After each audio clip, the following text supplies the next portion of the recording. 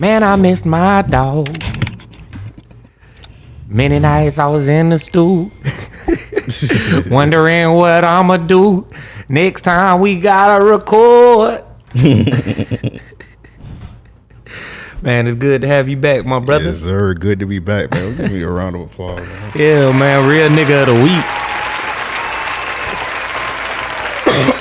Y'all see it. We got the GOAT back. Yeah, man. 2-week hiatus. Yeah. Loped out. Loped out, yeah, man. Shit been crazy, man. So let's just talk about it. Let's get everything out the way, man. So I've been gone the past couple weeks, 2 weeks, right? Yeah. Yeah, man.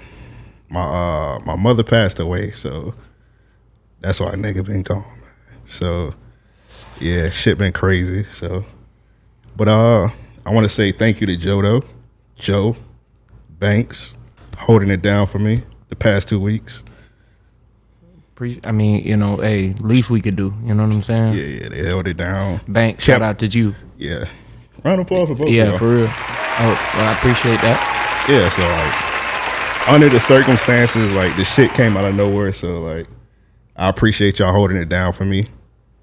And like everybody, all the listeners like that been sending me like love and support, the condolences, that shit kept me strong, to be honest. I was gonna say, man, overwhelming amount of support. So, Yeah. hey, on behalf of thanks. On behalf of AMP, I do also want to extend a thank you to everybody that tapped in on the Instagram, on the Discord, in the Patreon, everything, man. Yeah. Showing love. We appreciate it all, for real. Yeah, all the homies too, man. All the homies that hit me up. And everybody, I'm gonna be honest, dog.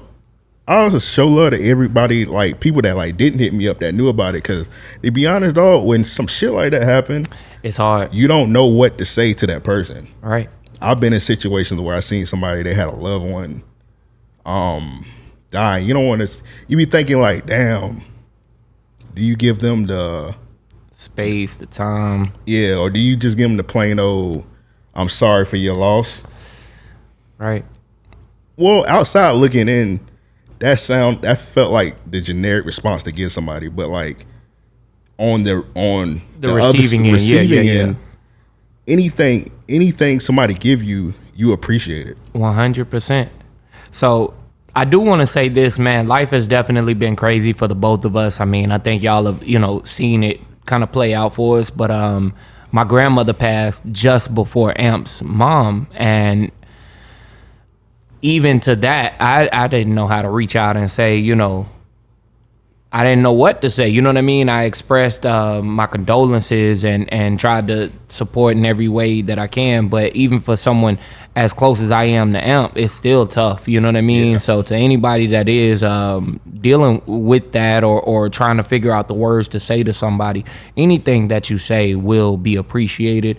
I know a couple of our homies were asking me beforehand, how are you good?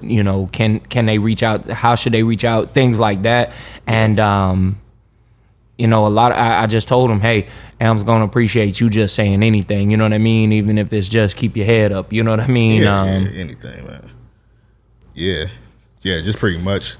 Like when your grandmother passed, I just told you condolences and just gave you your space. Yeah, and man, life has kicked my ass this year. But when Amp reached out to me, he was like, yo, like, take the time that you need. You know what I mean? I think I took a week off that, and I was still working on things, just trying, like, I'm always working. But that for me was a major help because it did allow me some room to grieve, to process things, you know what I'm saying? Because when my grandmother passed, it brought up a lot between me and my father, so I appreciated that more than anything, and that's what friends are for real. Yeah, for sure. So once again, salute to everybody. I really don't know what else to say, man. Yeah, salute to everybody. I appreciate all y'all. Nah, tell them what you told me. Hey, Amp's mom was a huge believer, huge supporter. We going harder this year. You know what I'm saying? The rest of this year, next year, we going crazy, man. Oh, yeah, for sure. And that ain't even got to be said. We been going crazy. Oh, yeah, for sure. So I think people on the Patreon know that we record on Tuesdays. Right. So like one of the things I used to Joe know, not even many people knew that my mom even was sick. When I found out, man, that was tough for me. You know what I'm saying? So I tried to be as supportive in every way that I could. I try and do everything for the pod, that I can always. But yeah. So I think only like 4 people knew. I think Banks knew, you knew, Eric knew. I think somebody else knew. So it's like literally I only knew 4 people that I was close to that even knew. So like I used to take my mom to chemo on Tuesday. So like every time I used to pick her up, she used to be like, "So what y'all talking about on that podcast today?"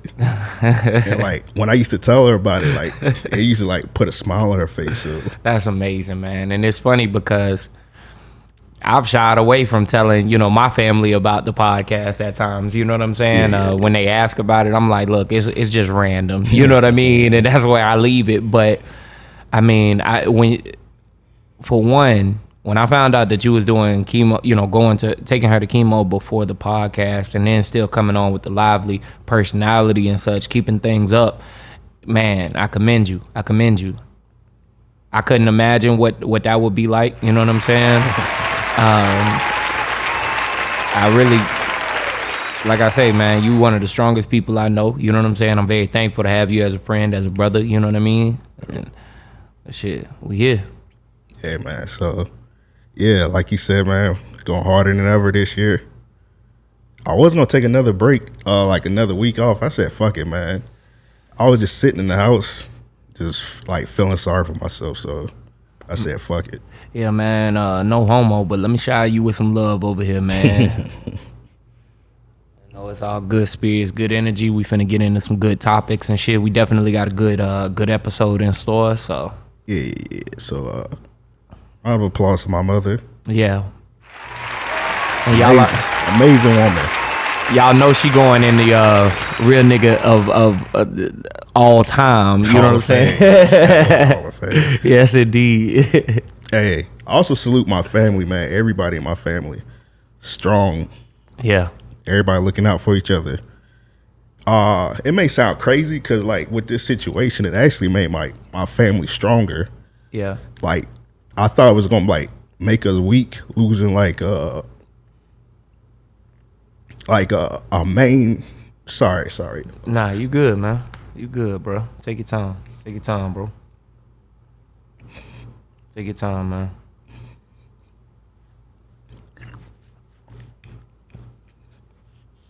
So look, I will say this. For those of y'all that don't know, man, when I met Imp invited me over to his crib a few times and whatnot. His mom was, one of the most amazing people, very welcoming, never intrusive or anything like that. You know what I mean? She was, the times that I did get to, meet her and speak with her, things like that, like, amazing woman. She raised a hell of a man. You know what I'm saying? So. Yes, sir. I appreciate that, man. But yeah. Yeah, I try to be strong over here, man, but fuck it, man. We human, bro. We family. We human, bro. We human, man. We gonna go through things, you know what I'm saying? Yeah. And it ain't nothing wrong with crying, you know what I mean? It ain't nothing wrong with showing your emotion. Like, I'm gonna be honest, personally, up until this year, I bottled things up. I used to, like, hell, jokes about the angry man shit all the time. That was a multitude of me not allowing myself to feel my emotions. You know what I'm saying? Yeah. And man, look, like I say, bro, you human. You gotta go through these things. You gotta deal with the stages. You know what I'm saying? And don't ever feel no kind of way about it. You ain't got. When you ain't strong, I'm strong with you. You know what I'm saying? That's some real shit. Straight up, bro. All right, so yeah. Once again, salute everybody, man. Let's move on, man. So we're gonna go hard for my mom this year. Once again, appreciate everybody. Appreciate all the love y'all been giving me. Damn. Who else we got to salute? That's pretty much it, man. You can't really salute anybody else. Yeah. Hey, salute to God. You know what I'm saying? She got a God. real one. Hey, man, God He don't. got a real one. I'm sorry, man. God don't make mistakes, man. Straight So I up. understand. Straight up. Straight up. Straight up, man. Yeah. So now let's get into some of these topics, man. Yes, sir. I was just pulling them up, man. So what we gonna do, man? We're gonna do listen to questions. I'm kind of rusty, man. So I'm gonna follow your lead on this All right. episode, to be honest. So I tell you what, before we get into the listener questions, let's jump into this first topic, man. We're gonna talk about the Dream Team documentary. I know. I'm gonna be honest, I didn't watch it. Get the fuck out. I didn't watch I it. watched it because you. I fucked up, man. Oh man, that's I was crazy. too busy watching that goddamn Chucky show. That's funny as hell. You was talking all day about that shit too in the Discord. I rewatched it like a dummy. You know what I watched that I gotta apologize to you guys. I had a weak moment, so I've been literally just sitting in my house the past 3 weeks. I ain't been doing no recording for real, so I just been sitting in my damn head for 3 weeks. So I started watching like a bunch of TV because I come on here every week. I'd be like, man, I don't be watching. Yeah, he don't watch no these dumbass shows. He be shows, giving man. me a hard time about that shit. So I said, damn, let me watch all these shows Joe be telling me about. And then I got a one track mind sometimes. So I said, I'm about to watch all these shows this nigga Joe tell me about. So I hop on Netflix. Yeah. And the day I did it was the day that this fucking Jeffrey Dahmer show came out. Oh yeah. I watched it, I ain't gonna lie. So I cut it down. I watched all 10 episodes of the Jeffrey Dahmer shit in one day. I mean, it's easier for me because I cut that shit on in the background. Yeah. But yes, I did too, and regrettably so. All right, so when I had watched it, it was like a couple. So I watched it like the day it came out. Mm-hmm. I don't think the backlash happened till like the next week. Yeah, it So, took like, a minute for the backlash to come. So then I seen the interview with like one of the victim's sisters, the one that was in the courtroom. Mm-hmm. She was like, "I ain't give Netflix like no, I ain't tell them to do this shit." The cousin was actually on Twitter. Oh, I ain't see that. That was the first start. That was the snowball effect that I saw. Like that was the first beat or whatever. So she was saying, "Hey, look, I'm this person's cousin. I know for certain that she didn't give approval, but more so than that, it's really sick that Netflix would cause for her and our family to have to relive those moments." Yeah. And to it's think about that. It's crazy because like the courtroom shit, like they did that shit like frame for frame, like exactly 100%. like 100%. exactly how it was on in the actual court. They did it like that, so that was kind of weird. What made me should have stopped was the episode with the deaf dude, how they made it look like a relationship almost. Like they did a story, they did it like from the origin stories of like when he was born and like all that shit, and that shit didn't happen like that in real life. He didn't. They made it look like him and Jeffrey Dahmer had like a romantic relationship. Yeah. No, bro, that nigga went to that nigga crib, got drugged and got ate. That's crazy. I ain't mean to say it like Pause, that, but yeah. Well, I mean, he I ain't mean literally to- got. that's what happened. Yeah, They got bit. Jeffrey Dahmer said, he just bit the nigga. They try to make it seem all kind All right, man. I'm sorry, man. I'm back. They try to make it seem all romantic, like it's like Titanic and shit. Like, Yeah, even with how they did the black guy. You know what I'm saying? That didn't play out exactly like it said. Supposedly he ain't gay. That's what he been trying to pitch it to people. Ooh. But the nigga, that ran out of the house. yeah, that Boy. nigga gay as Boy, you gay as Boy, you hey. gay as a slave, If outside is outside of them doors, nigga, you gay. bro. You went. As true as them two faces. I'm sorry, bro. First of all, you went to another nigga crib at 3:00 in the If morning. grass is green, nigga said he was just trying to make some money. By what? Oh well, granted that Doing some gay shit? Granted, that dude he's like in prison for like murder. Like he was homeless.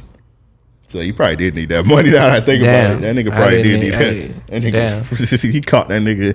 That nigga had to pay that Sprint bill. Real quick, just to derail, did you see that clip that's going around of the nigga that was on like Judge Mathis or some shit. He was the security. He was the bailiff.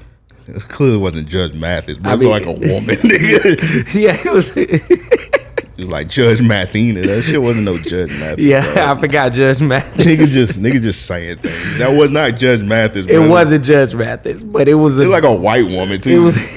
Now that I think it was a white woman. So what are you talking about, Judge? What's going on, bro?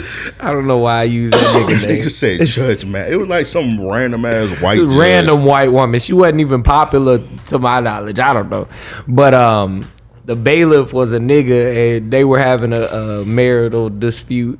The nigga said, "You got to be more like this guy. Get married. How long have you been married? 27 years.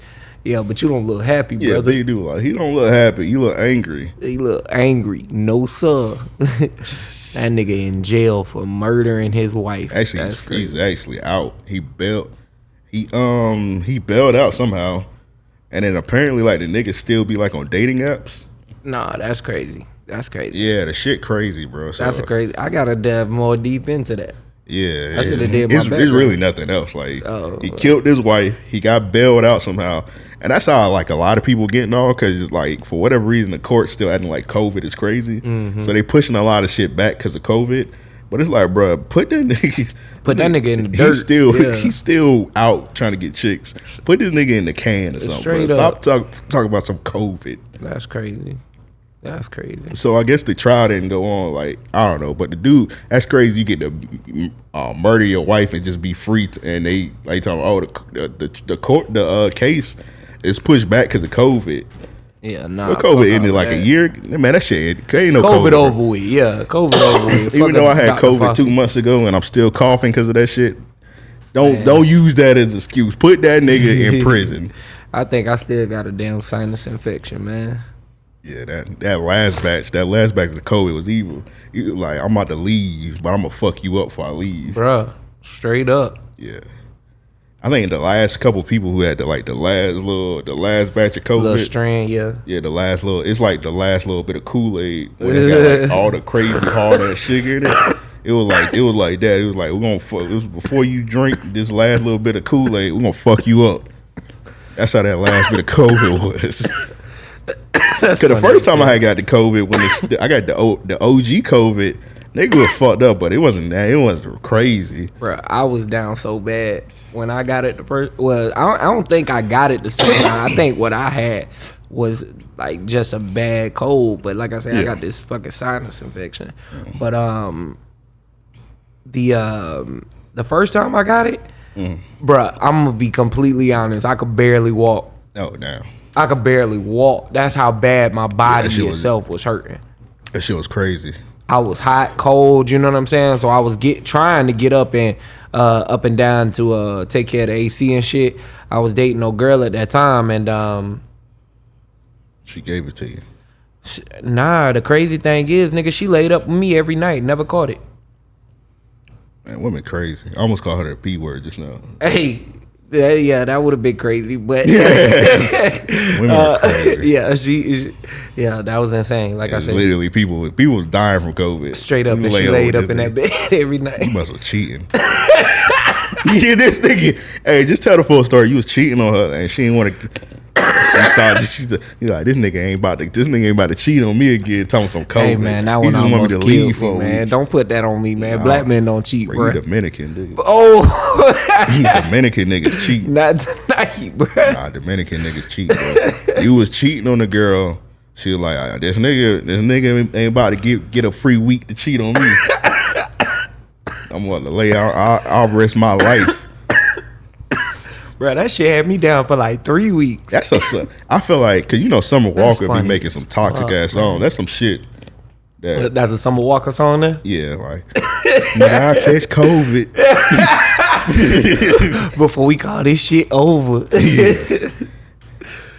Hey, Summer Walker, we got a hit for you. Heartbreak Central. It's kind of dated, man. Cause Summer Walker, man, she be having some. She could use that shit about the flu. She started a song. She said, "If that bitch fine, you better be blind." Once she said that, I was like, all right. She crazy. She said, "You better not. You can't talk to no other women but me and Yo Mama. All right, so again, I'm gonna go through this. When Amp first started talking about Summer Walker, I ain't listening to her at all. Never heard a Summer Walker song. No misses. She dropped that that EP that had Grave on it. Oh yeah, that shit hard. Nigga. When I heard that shit, I was like, man, Amp might be, let me go listen to this shit. Was it on the EP where she just was like standing on a Jeep? I don't know. It was like a gray background. I think it was like a storm or some shit going on. Oh, yeah, I know what you're talking about. Yeah, Bruh, yeah. When I heard Grave, I was like, oh, nah, this woman, not only can she sing, she could write her motherfucking ass off. Yeah, I'll be pushing the narrative. I'll be like, shit. Ain't even a narrative. Shit true. Summer Walker does not have a bad song. Not one. But it's hard to get this narrative off when she do things like eat food out of a dustpan. Bruh. And shit like that. Bruh. Or she be feeding her. When she put them condoms on her nipples and shit like that, I was like, what she the hell reach is into the wrong with grass this woman? and grab a handful of dirt and grass Eat it. and put it in a blender and feed it to her baby. It's kind of hard to say all her music slap. It's kind of like every time she do shit like that, I'm like, you fucking me up, man. Right.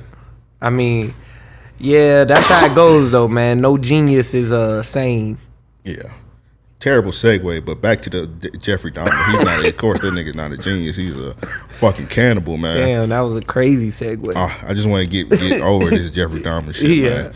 But then I seen like the families and all that shit was saying like, oh, nah, this is fucked up. And I was like, damn, I already done watched this shit, dog. And I felt bad as fuck. You should have said that bit Tuesday.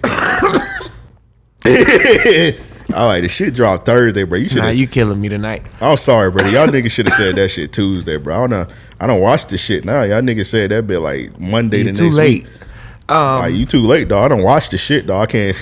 You remember on SpongeBob when that nigga Mr. Krabs was being cheap and he made that nigga unwatch a movie?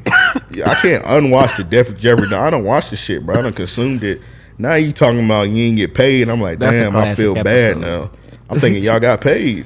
Yeah, nah. I thought that they got paid because of the lawsuit that showed at the end. Yeah. I was like, oh, they straight. That's why we doing this movie. That's why they included the shit. I like the damn, what's the damn lady named Glenda Cleveland? I'm like, oh, she like a main character. She got to be straight. Yeah. No. None of that. Nobody got paid. Bruh, I was like, damn, bruh. I definitely wished I could unwatch that shit. Yeah, not even Jeffrey Dahmer pops got paid. Nobody got paid except the actors. And it's because it became a public story. That's insane. Hey, That's insane. I sue the fuck out of Netflix. hey, Niecy Nash, give up your check. I was playing. Don't do that, Niecy Nash. Hey, Niecy Nash played the hell out of that role. When old boy pulled up to feed her that pork chop sandwich. That wasn't. Oh yeah, that was. He said it was a pulled pork. Yeah, that nigga say, hey, That shit ain't had no sauce on it. man, the blood was the sauce. Nigga. That shit was still That bleeding. bit ain't had no sauce or season. He was like, eat the sandwich. I thought he was finna kill her right then. He wanted to. Yeah, eat this shit. That shit fake though, cause she didn't even live next door. Like the real Glenda Cleveland, she didn't even live next door, bro. That's She crazy. actually lived across the street. And she could smell it? No, Oh, I was gonna say. they nigga. made all that up. Yeah, I was gonna say. Yeah, they made all that up. Matter of fact, the lady that actually lived like across the hall from him actually was eating sandwiches from him. Well, that's what she Come get. on, man. That's what you get eating random sandwiches from a cracker. Straight up. That's real. He ain't had no bitches over there. You just had niggas. Oh, nah. I'm gonna eat some sandwiches from this motherfucker. Nah, man. Hey, fuck man. all that. Rest in piss, Jeffrey Dahmer. Straight up. Yeah. Ooh. So the Redeem team, I'll let you talk about that shit. What was up with that? I promise I'm gonna watch it next week. Man, honestly, that shit was just inspiring as fuck. Like, so I'm a big Coach K fan. I've stressed that before. You know what I'm saying? I think Yeah, all right. you a hater. You a hater. I don't like college basketball, so I respect him. Nigga said he alright. He coached a great team. Nigga, they came back to win the fucking championship. If I was in Golden Corral, I seen Coach K. I'm like, hey, what's up, Coach K? I'll get some more mashed potatoes. You wouldn't even have that access, nigga. So, all right. If you was in Golden Corral and Coach K was in Golden Corral, it'd be 30,000 people ahead of you, bro. You might not be able to park at Golden Corral, bro. Nigga, if you seen that nigga and go to the crowd, you can be like, more mashed potato balls? More, you want some more gravy on that mashed potato ball? You want some mac and cheese? Saying I'm shucking the job. How you like your chicken balls? Boy, stop. How you want some butter on your dinner roll balls? I see Coach K ain't saying a goddamn word. How but many ice cubes you want in your ice cube balls? I'm gonna be like, I see you.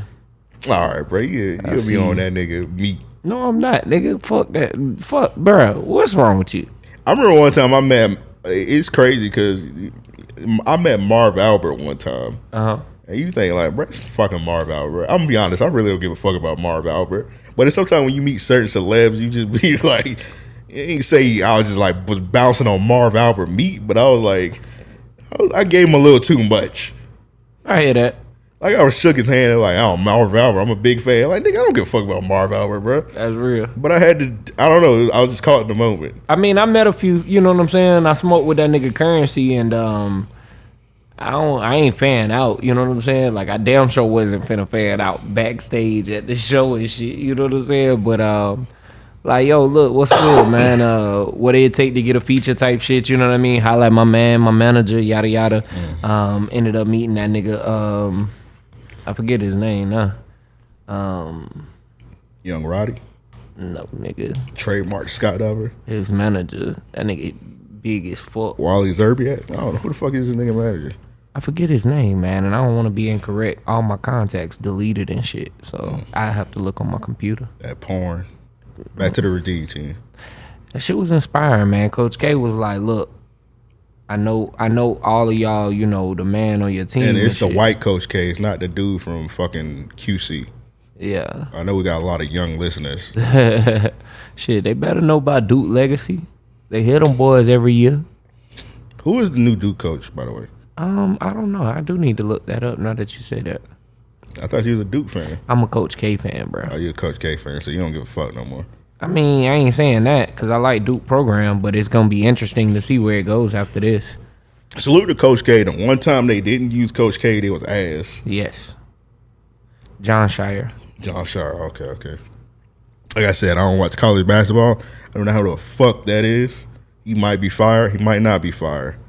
Nah, he gonna be straight. But like I say, it's just gonna be interesting. Like he played for Coach K, so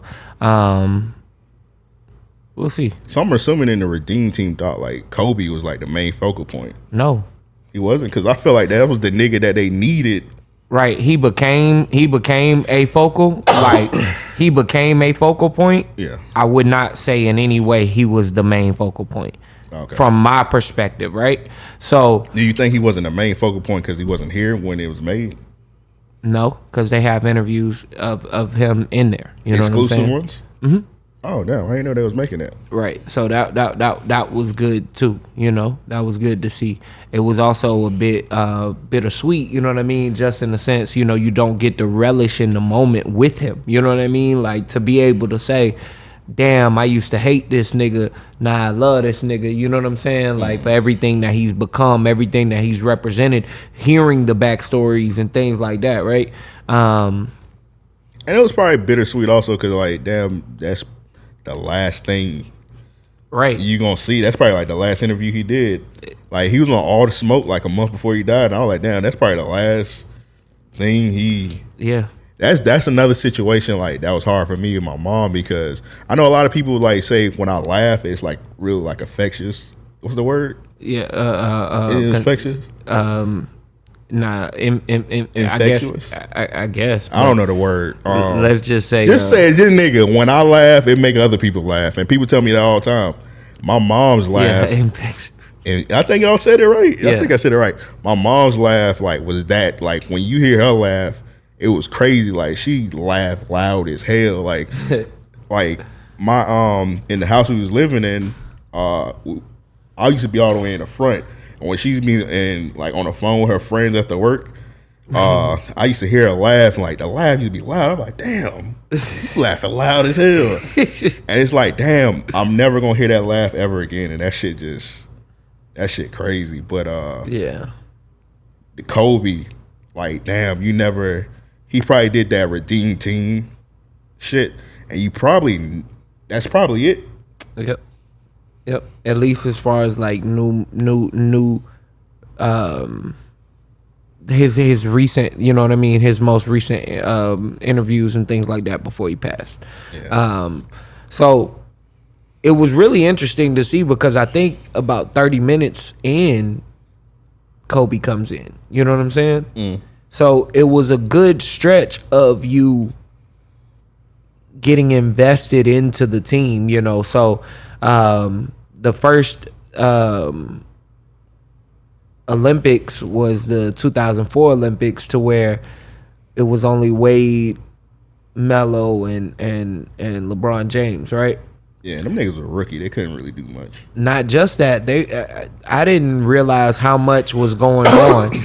They was like they weren't able because of the war and shit like that, not even thinking about it, you know what I'm saying? Yeah. But they weren't able to participate in any of the other events. They didn't soak up any of the culture. They didn't stay anywhere near the stadiums, you know what I mean? At that time, I'm 14 years old, so I'm not thinking about that as well, Damn, you know what I I'm didn't saying?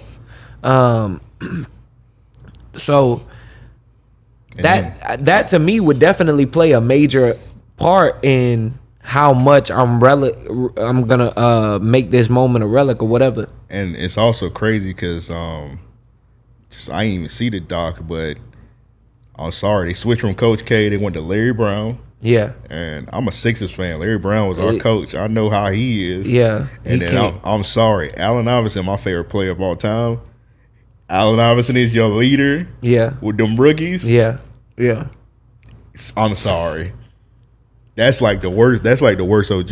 There was no leadership, and they go into that. You know what I'm saying? They go into the fact that. Imagine having Iverson as your OG. What would you rather have, Iverson as your OG or Banks as your OG?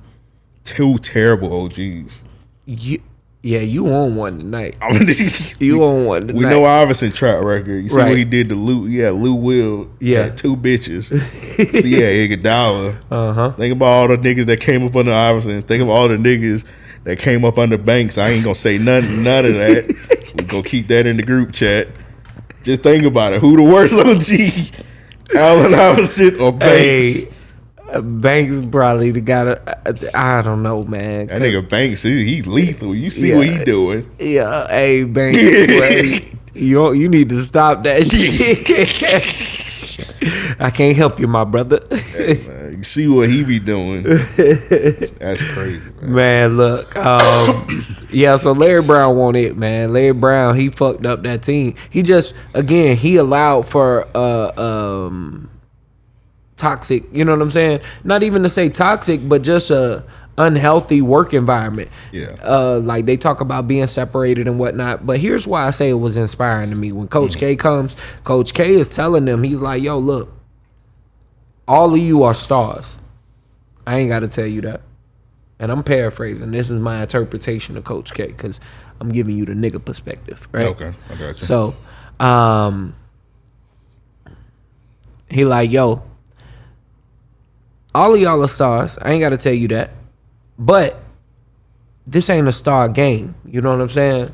Like y'all tried that in 2004. Y'all see what happened.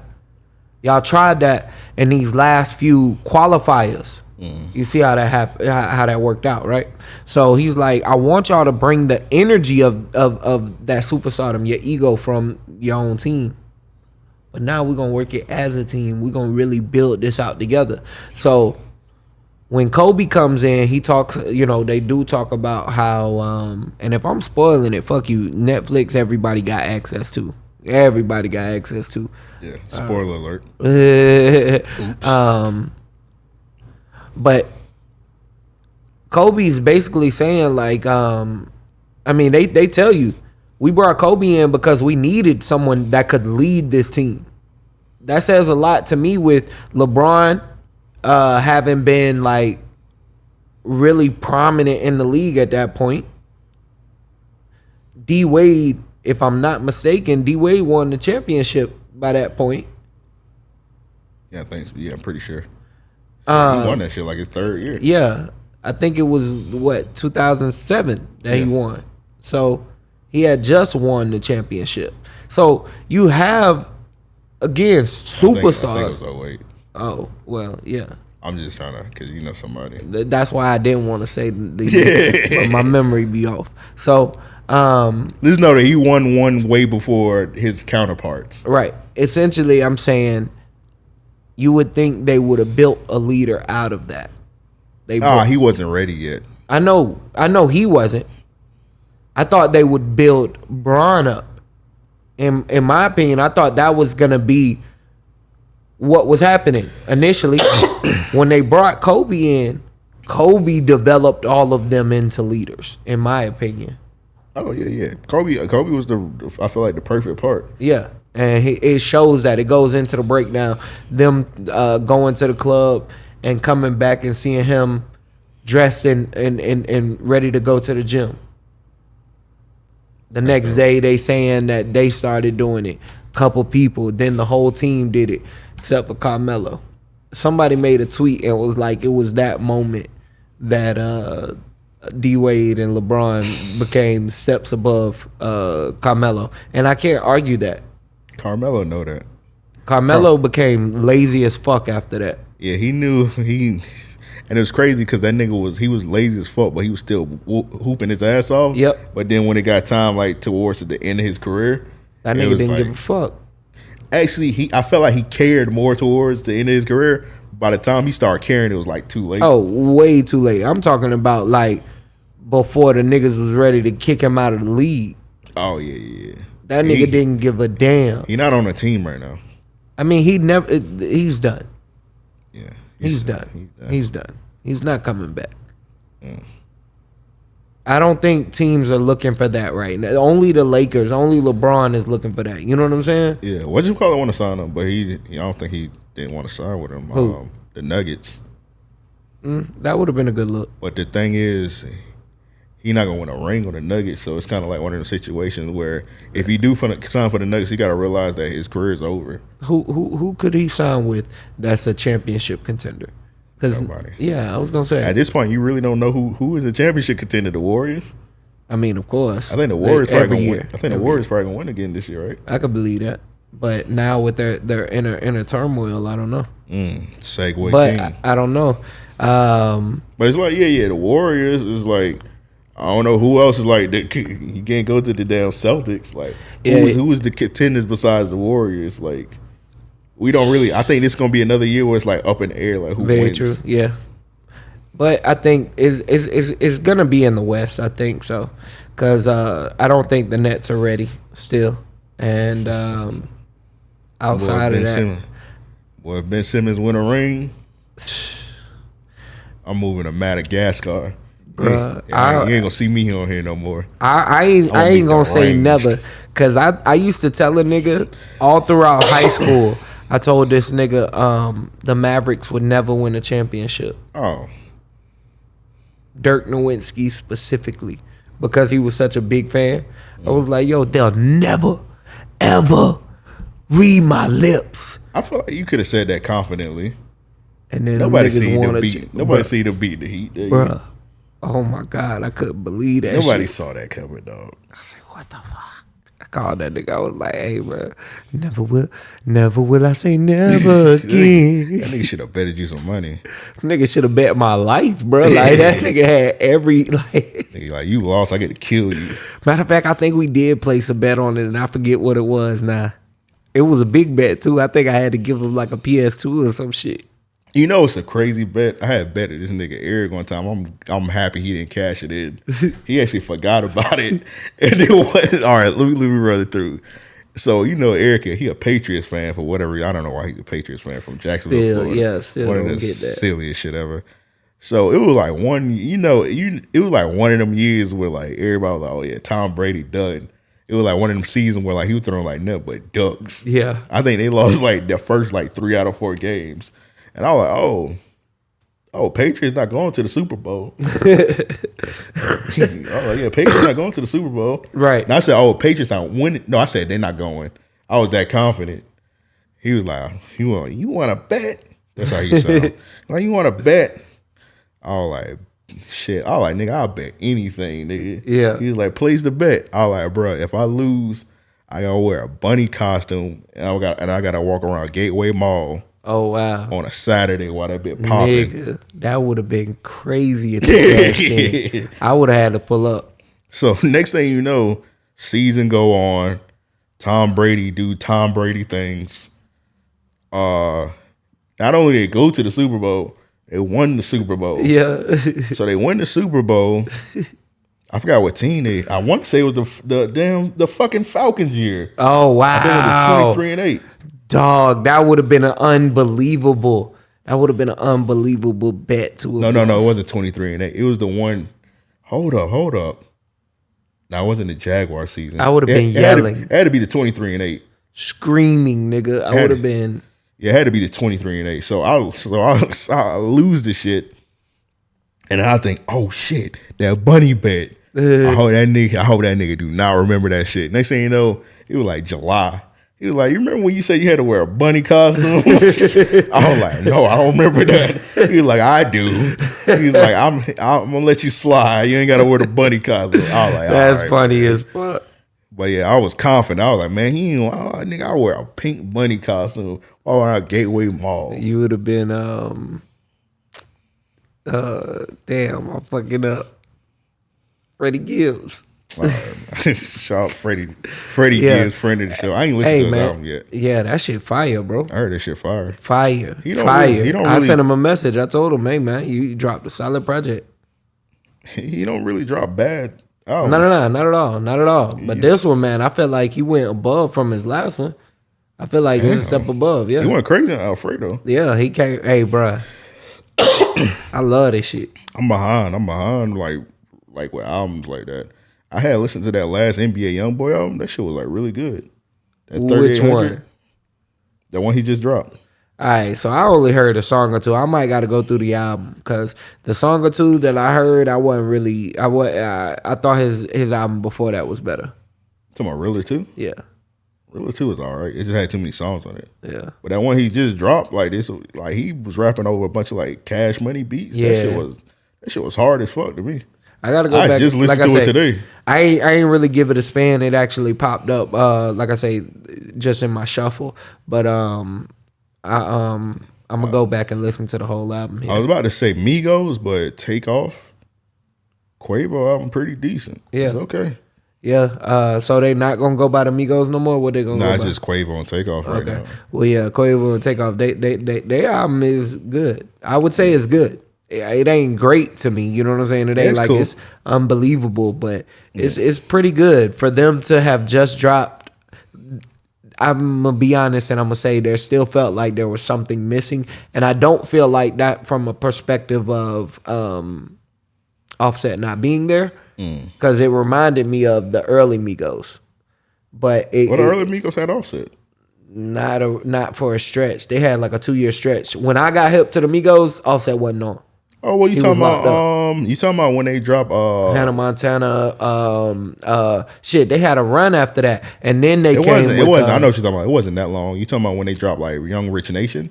Yeah. Yeah. Offset was locked up, but he was on a couple. He was on some new songs on that. Yeah. Matter of fact, he had like some verses like from the jail phone. He had some. But see, like it just reminded me of that. You know what I mean? Like that was my first introduction to the Migos. You know what I mean? And I didn't know Offset was officially a member like that. You know what I'm saying? Because they dropped the project without him. Then they came with when they dropped. Don't know why I came in this club. That was on Young Rich Nation. That was on Young Rich Nation? Yeah. Then they had the song Chris Brown. That was on Young Rich Nation too. That was on Young Rich. Oh. It was I feel like the Offset shit it's kind of like a blur when he locked up. Yeah. I know Young Rich Nation, the first one, he was locked up. Yeah. But he had verses on it. He was like on the cover still. Right. But yeah, it's just like from the new shit, listening to it all, like it's not bad. Yeah, nah, it's not bad. Like I said, I just felt like I feel like they need that nigga still. I don't know that they need him. I think they might just need like you could tell there were gaps in the song that they would have filled a lot better through ad libs or just bouncing off each other's flows or whatever. That new single they dropped was like, I mean, the singles they dropped before like was really good. Really good. Like really good. I'm gonna be honest, I like these Offset singles he dropping without them. I haven't heard any that yet. Song he got with Moneybagg Yo hard. I ain't heard he got that some one. That song kind of corny, the one where he like in an amusement park. I'm gonna be honest, man. It's something about Moneybagg Yo that I'm not fucking with now. Like, and it's not in a negative way. You know what I'm saying? Sassy Bag Yo. Yeah, that's what I think it is. Because like when he first got on, like, man, I thought Moneybagg Yo was gonna be like really rapping. You know what I'm saying? And now I he just about to feel be like, rapping again because his ghostwriter out of prison. oh, okay, let's get it. Finesse 2 times. He out of prison now. Okay, well, let's get it. Hey, Finesse, get him right. I think Finesse my real nigga of the week this week. Yeah, Finesse a real nigga for sure. For sure. So yeah, Moneybagg goes right out. So that them sassy bars might be going away. Let's get it. IG caption bars might be gone. So we'll see. Cause he got a verse on Too Much, and I did not like it. And it's been a few, like, I really ain't like much of Moneybagg Yo's music over the last few years, and it's again. Not to be disrespectful or nothing like that. It's just it ain't been hitting the same. I agree with you. But back to the 2 out of 3 Migos. Yeah, it like I said, it wasn't bad. It's just like I don't know where to go from here. It was just, it's definitely some songs I was like, damn, I really wish Offset was on there. But did you see they was on Big Facts? From the way Quavo was sounding, he was sounding like bitter. So I don't know if them niggas going. I think that he is. I think that he is mad. You know what I'm saying? I think because you can hear it throughout the album too. I think he's mad at everybody involved. I think that he has a lot of feelings built up about that shit. Yeah, rightfully so. But I never thought that he would be one to display him like this. I ain't gonna say rightfully so because I don't know what the fuck he mad about. Until we know what like Offset did, because I'm sorry, Offset my favorite Migo. He did something. I believe so too, but I mean, whatever it is, it's got to be big, bruh. Yeah, that's what I'm saying. So, because when he was talking about this shit, he kept saying, "Oh, well, right now we built on loyalty." Yeah. So the loyalty, I was like, you know what the rumor is. All right, shit. Let's go. Let's hop in our shade room bag. I mean, I ain't trying to get there, but no, I'm just saying let's hop into the shade room bag. I ain't trying to disrespect you. All right, let's. But I'm saying we kind of hopping in the shade room bag. Yeah. Offset smash Sweetie. I don't believe that. I don't either because I can't see Cardi staying with him after that. You know what I'm saying? Like that would be crazy coming out. Yeah. I doubt that happened. If she know. Well, true indeed. I seen somebody. She see the rumors. Trust that. She be on the internet now. She don't get off the internet. I seen when y'all was talking about that last week. Yeah, bro. That Akbar shit and all of that. Like she need to chill. Yeah, she had. I'm pretty sure she's seen the little rumors and whatnot. But what I was about to say, I doubt that nigga would do that. But I don't know that nigga, so I don't know what he would do. I don't know what this man's capable of. I seen somebody say some shit where it was like one of them. They believe like Offset and Cardi, like their relationship kind of got something to do with like they breakup because it's like one of them situations where like Takeoff single, Quavo single, they probably be out there with the bitches. And yeah, Cardi probably stepped in and said, "Hey, you be with them niggas too much." That it could be her trying to be a part of everything. It could be them missing out on money, not being 3 Migos. You know what I'm saying? And 2. So she was like, "You're a Dominican man now, so Dominican men cheat. So I can't have you cheat on me for the 88th time." So I'm like, damn, I would hate that Cardi B is what's the chick name? What's the Asian chick that broke her the Beatles? Yoko Ono? Oh, yeah, Yoko Ono. Damn, what if Cardi B is Yoko Ono? That's crazy. That's crazy. That would be insane if it came out, especially right now because she does not have I think the tide is starting to turn. The famous quote from Batman, the Dark Knight was that nigga Harvey Dent saying, you either live long enough to who said it? I think Batman said that shit. Yeah, you either live long enough to be the hero, or you die die becoming a villain, some shit like that. Yeah, I think it's backwards actually. I think it's the other way. But Yeah, you live long enough to become the villain or die a hero. Yeah, yeah, something like that. So, paraphrase. next thing he blew up. Yeah. Boom. That's from Cars. All right, let's talk about this nigga Draymond wilding real quick. Yeah. And then we do listener questions. So like this what was it? What was it, Thursday or Friday? I don't know. I think it's like Wednesday. I don't know. The day's been blurring, man. So it was kind of reported that Draymond Green and Jordan Poole got into a little altercation at practice, man. So when I first heard that shit, I was like, man, this shit ain't nothing, man. This nigga, little scuffle or whatever. Mm-hmm. Little melee, little pushing and shoving. Nothing major. So when I seen this shit, I just wondered about my business. Right. So I wake up, I think it was like Friday morning. I wake up Friday morning, 8 a.m. sharp. I look on Twitter. I see this nigga Draymond, wham, leaning into the punch. That's the punch you give a nigga you hate. 100%.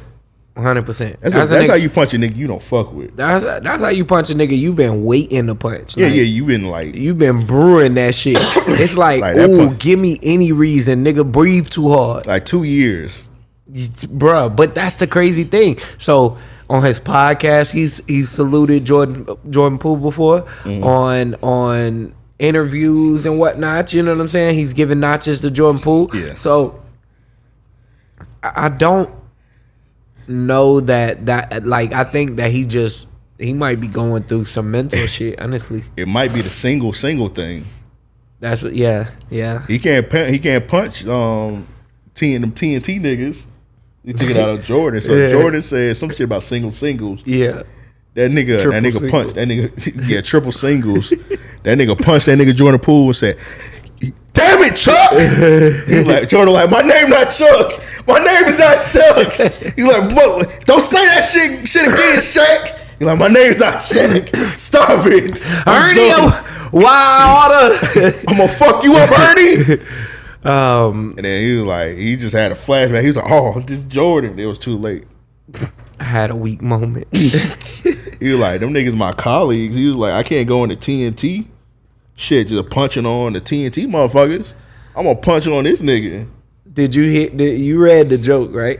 Nah, I missed it. Alright, so the joke was supposedly that nigga Jordan Poole said, again, we might be in our shade room bag here. There's no audio on the video. That nigga said, man, when you was at Michigan State, what them girls liked about you? The triple singles? Come on, bro. That's ridiculous. No, he clearly, that. First of all, that joke is too long. It's worded better, but dog, that shit had me rolling. Who tweeted that? Ha Davis? Nah, I don't know who it Davis was. Shit, man. Get this shit out of here. It was in an article.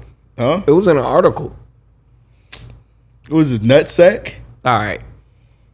I forget where I read it, man. You seen that nuts? I don't read none of that shit. You talking about you niggas looking at Nutsack Sports? Yeah, I don't read none of that shit. I ain't ESPN. You looking at BSO? Nah. All right, I don't know. I gotta check on you, bro. What's this? Nah, bro, I believe. Don't even pull it up, man. It's gonna take you about 20 years to pull it up. What's up, man? I believe you. Just my Google keyword is on point. Just go ahead and leave it alone. I believe you, but it's just like, nigga, this shit crazy. That like the fact that it even got out. Yeah. Apparently, first of all, your nigga said the dude got $2 million. I was like, all right, shut the fuck up. Nobody got $2 million for a video, but apparently he got like $150K. That sounds more. I read 120. I ain't believing none of that shit. They talking about 50 to 200 and 20,000, all kinds of shit. What you think he got? Be talking. I mean, I'm sure he got paid. I could see him getting paid upward 70,000. You know what I'm saying? Well, realistically, they know who did it. Most likely, I could believe that. You can tell, like, unless it was like the angle, unless it was like a bleacher full of motherfuckers. I'm not sure why it'd be a bleacher motherfuckers, but you should know who was sitting in that vicinity. Yeah. And for somebody to record that shit, they got pretty much saying, whatever I get, got to replace my salary I'm about to lose, and the salary I'm probably never gonna get again because nobody's gonna hire me. Right. I'm done with the sport of NBA. Whatever the nigga custodian. Mm-hmm. I'm not cleaning up the Warriors shit. He might be trying to get into the shade room shit. Yeah, he might get a job. Yeah. He might be on TMZ. Straight up. TMZ show. Who still watches that shit? I don't know. You be getting that show was ass to me. You be getting DMs from TMZ? No. You don't get DMs from TMZ? No. I feel like I don't think got I follow him though either. I don't follow him either. I be getting DMs. I'm pretty sure everybody get these shits, and I'm not even trying to flex because it's not even a flex. So I had to put that a disclaimer because niggas say I be flexing. And I'll be chilling sometimes. They be like hitting me up saying, "Do you want to be on an episode to talk about this topic?" And I'll be like, "All right, it's spam." Yeah, but I know somebody that actually be doing them shits and like they actually be on the TMZ show. But I feel like that shit kind of corny to me. So yeah, nah, I ain't never got one of them, bro. But I also wouldn't do it because I do think that show is corny. Yeah, they hit me up. They're like, "You want to talk about Betty White passing?" I fuck with Golden Girls, but nah. Yeah, Golden Girls is one of the greatest shows in TV history. Off the theme song alone, bro. That show was good. Them white women went through things together. I'm not disagreeing with you. All right. You look like you was I only got a few white shows that go up in my, you know what I'm saying, TV history category.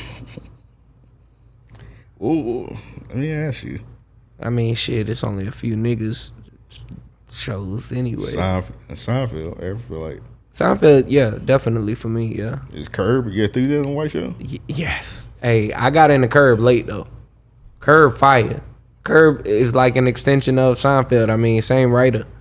Curb is funnier than Seinfeld to me. It is 100%. 100%. So another thing that I like, I hated that Seinfeld didn't have no black people in it, right? So growing up, any shows that was like that, I ain't watch.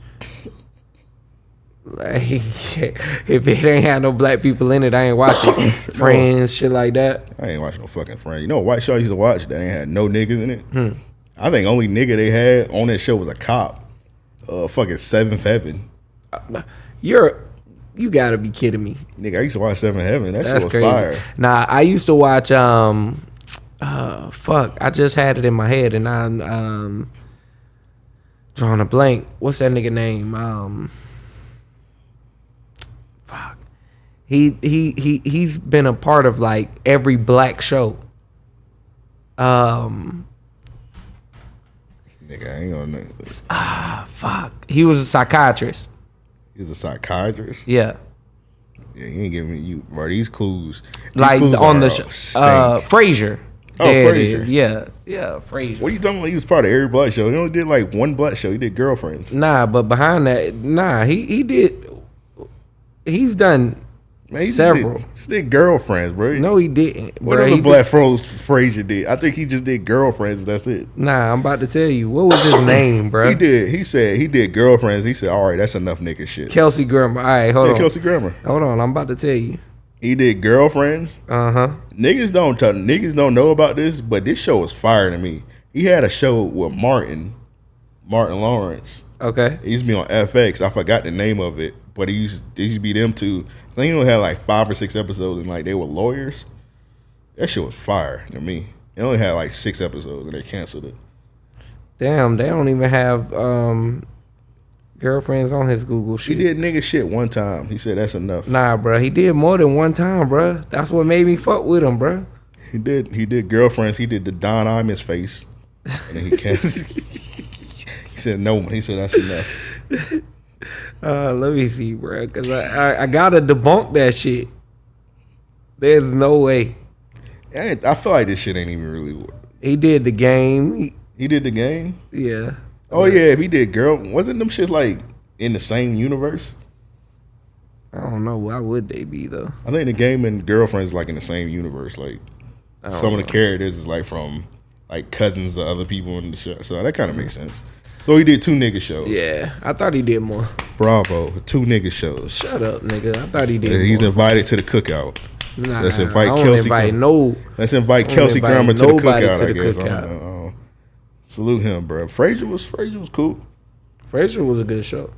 He was, Frasier is like a spinoff of Cheers, right? Yeah. All right. Cheers was a great show. All right, let's move on. You don't fuck with Cheers? No, Cheers was not a great show. You don't fuck with Cheers? Cheers was ass. Why you don't like Cheers, bro? Shit was too crackerish. It was. Shout out to Woody Harrelson though, but That's the only reason I fuck with Cheers. Actually, you ain't fuck with Ted Danson. he was cool. Oh man, But Woody stole the show. bro. Woody was like in 5 minutes of the show. No, he wasn't. Woody became like a big part of the show. Whatchamacallit? I seen whatchamacallit? Or maybe I only watched that nigga episodes.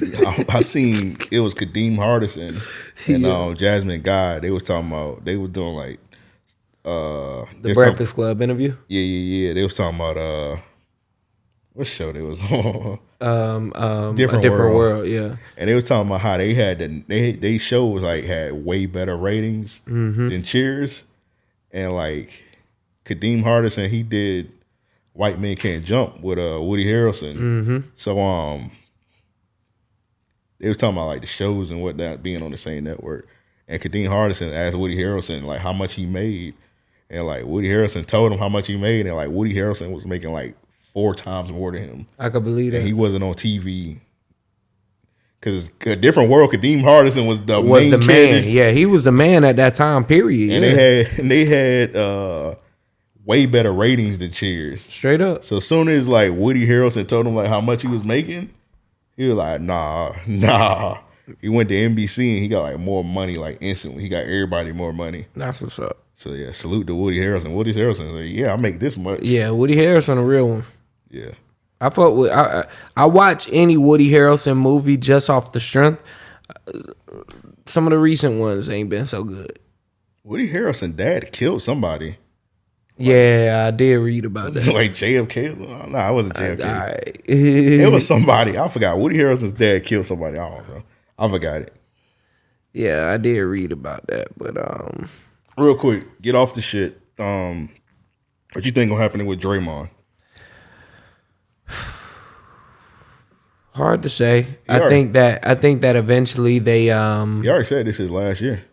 Oh really? Yeah. Oh well shit, nothing. Yeah, he pretty much saying like he pretty much think this is last year. Yeah, nothing. I think that, if they win, especially if they win, I do think this would be his last year. But right now, I think they're gonna, let him sit a couple games. It's just gonna be a little rocky for a minute. They're gonna welcome him back. Talk about how, yeah. I ain't gonna say they gonna win the ring because I kind of want my Sixers to win this year. But don't you say nothing. I want my Sixers to win this year, and the fact that Draymond said, I think this is gonna be Draymond last year regardless. And I was telling you, I was like, nigga, I think this was gonna be Jordan Poole last year because I think some ignorant team gonna get him $200 million next year. The Warriors can't give him $200 million. I don't know. If he keep balling the way he is, then yeah. Somebody gonna give him like Orlando or somebody gonna give this nigga $200 million. Yeah. And he ain't gonna give a fuck because let's say he win again this year, gonna have him 2 rings. That's enough right there. Straight up. Like he just, like damn, 2 rings enough. Get him $200 million. But I don't know. He'd have to go somewhere that Draymond want 180. That he ain't a leader at. Oh yeah, for sure. You right, but like that bag don't matter. That shit don't matter. That's true. That shit don't matter, bro. Like nigga, I live in Orlando. Yeah. Ain't no beaches out in Orlando, but they got bitches out in Orlando. They're gonna be Cuban, and they're gonna be if you get a woman out in Orlando, she's gonna be either Cuban or she's gonna be either Puerto Rican. Or she's gonna be mixed as fuck, like damn near white mix. Yeah, she's gonna be Cuban, she's gonna be Puerto Rican, she's gonna be from New York, and she's gonna be a cop. And she's gonna be slightly racist. Damn nigga, I live down there and you nailed it better than I could. She's gonna be a Puerto Rican cop from New York. And she gonna call you nigga. So enjoy that. You gonna have $200 million though. She gonna be racist. And she might even have an OnlyFans, but you gonna have $200 million though. And $200 million goes a long way in Florida. No property tax. Houses cheap as straight fuck. up. Yeah, you could do a lot. You could. Hey, Jordan Poole would be that nigga down here. Nigga, come down to Jordan again. $200 million. You gotta start over from scratch because like the bad bitches was laughing at you. I'm not talking about you. I'm talking about Jordan Poole. Yeah, no. I'm saying this, if this nigga watch it, like the bad bitches was laughing at you, Jordan Poole. I think that he'll be all right. He gonna play that light skinned victim role. You know what I'm saying? Hey man, I'm gonna be honest. All the women that was roasting him on the timeline, that nigga pulled up with that 200 mil in the whip. Them they. He was like, bitch, eat dirt. She gonna eat. She gonna put her teeth in the grass and go, wow, for that 200 mil. If a nigga tell her to eat dirt, this nigga I'm hungry. Man. Nah. What that nigga said? What that nigga knew to say? Look what a money make a bitch do. Yeah, straight up. That's the realest statement. I got 200 million. I bet I can make a lot of women eat dirt. Oh yeah, 100%. 200 million. You eating something. That's for sure. That's crazy, man. Let's get into the listener questions. Send in listener questions. Hit us up. mail@ariopodcast.com. That's mail@ariopodcast.com. I want to run a question back from last week that Rand sent in. He said, I don't want to cause an uproar. Yeah, I don't want to cause an uproar, but in the black community, what are y'all best mix of Kool-Aid? And he said grape and lemonade, and I agree with him. I'm a Kool-Aid mixing ass nigga, man. God rest my mom. So she used to get mad because I used to mix all kind of flavors, and always look Kool-Aid concoctionist. It always look ignorant because he'd be like, oh, nigga, he's almost a little brown. Yeah, but it was always fire. Like my brother, I like, hey, taste that. He was like, this tastes good. Like it used to always be fire. My mom used to, she's like, hey, make Kool-Aid and make it regular.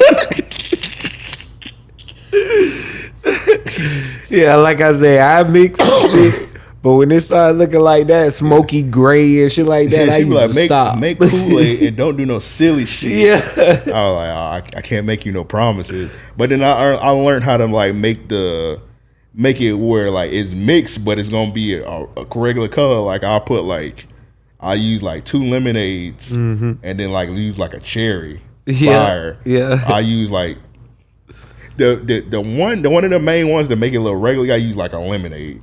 Yeah, and use another color, a very light color. Yeah, but there's sometimes I get crazy. Like I get the raspberry lemonade, 2 raspberry lemonade, and I put a grape in, and that shit just turned brown. But it would be the best shit ever. You ever do the invisible one? Oh yeah, the mystery one. I don't think they make that one no more. Cause nobody wanted that shit. It looked like water, nigga. I hated that shit. Yeah, that shit like something. Like I ain't finna drink this shit. That shit like Flint water. Yeah, shit. That shit like Flint. That's for Kool-Aid. Yeah, that shit was crazy. Like you would look at it, you were like, bro, that bit was silver, bro. Yeah, I ain't you drank that shit. They were like, bro, this cherry. I ain't fuck with that one. That shit was funny, man. We bought that shit one time and everybody in the house disagreed. Like everybody was like, "Yeah, nah, never again." Yeah, I remember my mom. She used to call it the grape Kool-Aid. She'd be like, "Grop Kool-Aid." That's funny. Like, that shit, the grape Kool-Aid straight up. Man, I can't make just straight up Kool-Aid, bro. I gotta mix it. I gotta mix. Sometimes I may mix 3 colors straight up. You gotta go crazy, bro. But I think I might be the best Kool-Aid maker ever, bro. We're gonna have to have a contest or something here. Oh, say less. Say less. How many packs you use? 3. Okay. 3 scoops. You might be at a loss, bro. I use 4. What the fuck? So check me out. 2 of each flavor. You know all right, bro. You lost already. Bro, that bitch be whamming. That shit gotta taste tart. That shit be whamming. Nah, that shit tastes no way. No way that you use a regular pitcher. Yeah. No way that tastes good. You got to get your sugar balance. No way that tastes good, bro. 4. 4 packs of Kool-Aid. Bro, no, dog. You use 3 cups of sugar, and not exactly cups. See, if you measuring, I know you finna lose. Let me finish. Cups in the black community just be pretty much scoops. Yeah, but we just say cups. I'm pouring, bro. No, I'm not. Nah, that's crazy to be like, oh, exactly 1 cup. No, nah, bro. I pour that shit. Nah, bro. I pour off the filling. You know what I'm saying? Nah, bro, I gotta use like a bowl or something, like a little small bowl. I got a little bowl I use. That nigga say, scoop it up, eyeball it a little bit, stir it up, taste it. Well, okay, it might need a little balance it out. Nah, bro, I can't pour. That's ignorant. Yeah, bro. Yeah. I'm telling you, I'm experienced. Bro, my arm hurt. It's just like, nah. Yeah, 4 man. packs. Who taught you that? Bruh. 4 packs get you right. It's a flavor rush. Do your parents knew you was using 4 packs? I don't think your parents knew you was using 4 packs, bro. No way somebody was supervising you watching you use 4 packs. First of all, that's too many. Nigga really upset. Nah, you wasn't. Nah, niggas was not using 4 packs of Kool-Aid. Like, Drop that 4 in that hole. Nigga, who taught you that, nigga? Hey, bro. I'm going to teach you. Just No. worry about that. Like I say, we're going to have that Kool-Aid. Hold on, let me ask you another question. Uh-huh. See, if you're a real Kool-Aid nigga, Okay. do you use hot water or cold water? You use hot water, and then you cool it. All right, you got it. You know ball. I wasn't aware of your skills. You know ball. Besides the 4 packs. But yeah, everybody, you use that hot water. That hot water when it hit that sugar. Bruh. Nigga. You just need a little spoon. You real quick get that little taste. Just real quick. Make sure it's not too much. Hold up, nah. This what I do. When I'm stirring it, I use a whisk. Okay. The whisk get that shit good. Right. Use that whisk. What Kel said. Real arm motion, whatever that dragon sounding nigga said. Real arm motion, whatever. The Hulk Hogan sounding ass nigga. Whatever he was saying. You gotta whip the shit up with a whisk, then you taste it with a spoon. Yeah. You definitely got to get it right first. Then you taste it. Yeah. You can't just pour the hot water in. Yeah. Real wrist work, for real. For sure, man. Yeah, we gonna have to have a cool. That shit sound nigga-ish Kool-Aid off. Yeah, bro. It's a lot of shit coming, man. So I really want to kick off this spades tournament, man. I don't play spades, so y'all gonna. You can commentate the shit. You know what I'm saying? Oh yeah, I commentated for sure. I don't play spades. So. All right, so check me out. To anybody that wants to be involved in the city, you know what I mean? Send us a DM, mail at email rather, mail at Ario. You don't want to work, to be honest. Yeah, there you go. So DM us or email, mail at Ario Podcast. Long as fuck, bro. Bro, did you just interrupt me for that? Yeah, bro, my thread's getting long as a thong. What you saying? yeah, spades tournament. Yeah, I'm gonna join that shit. I'm gonna renege on purpose. Yeah, bro, you'll get beat up. So, yeah, man. I'm gonna renege, then I'm gonna put the Kel Tech on the table. Be like, do something. Call it. I dare you. I'm gonna put the Kel Tech. They be like, oh, he got a Boston. Yeah, nah. Now I'm gonna have to have security up there. A bunch of niggas with that fire. So yeah, if y'all want to be a part of it, man, I'm gonna put up some little bread or something, man. We're gonna make it worthwhile so that we can get it going. But try and shoot that shit like ESPN. Do the poker tournament. Shout out to our brothers at Big Gas. I thought they was gonna do that like once a year. Like they did one time and stopped. Like, bro, y'all can use the nigga do that shit more often. Hey, so we gonna make this tournament an ongoing event. I'm thinking at least 4 weeks. You know what I'm saying? We're gonna break it down as teams eliminate themselves. You have best 2 of the 3 in a day. You know what I mean? So you'll come up to the studio, you'll play 2 out of 3. You have designated teams you play against. I got some rules drafted up. It's from, you said it's money? Yeah. I'm about to go get 2 old niggas at Lonnie Miller Park. They ain't gonna beat me, so it don't matter. No. I'm literally undefeated over the last probably 5 years. I'm going in front of Jerome Brown's barbecue and scoop up 2 old niggas and they can come here and wash y'all. Shout out to Kels and Fudge, but I went over their house and whooped their family one day. Nigga, the whole family tree? Yeah, bro. God damn. You know, unfortunately, it was under this pretense, but it was, I'm gonna say it like this: it was more of a celebration. You know what I mean? They mom had passed, and we was out there showing love and whatnot. And I say unfortunately, because like I say, I had to whoop the whole family. Did they give you a family reunion shirt? They could have at least did that.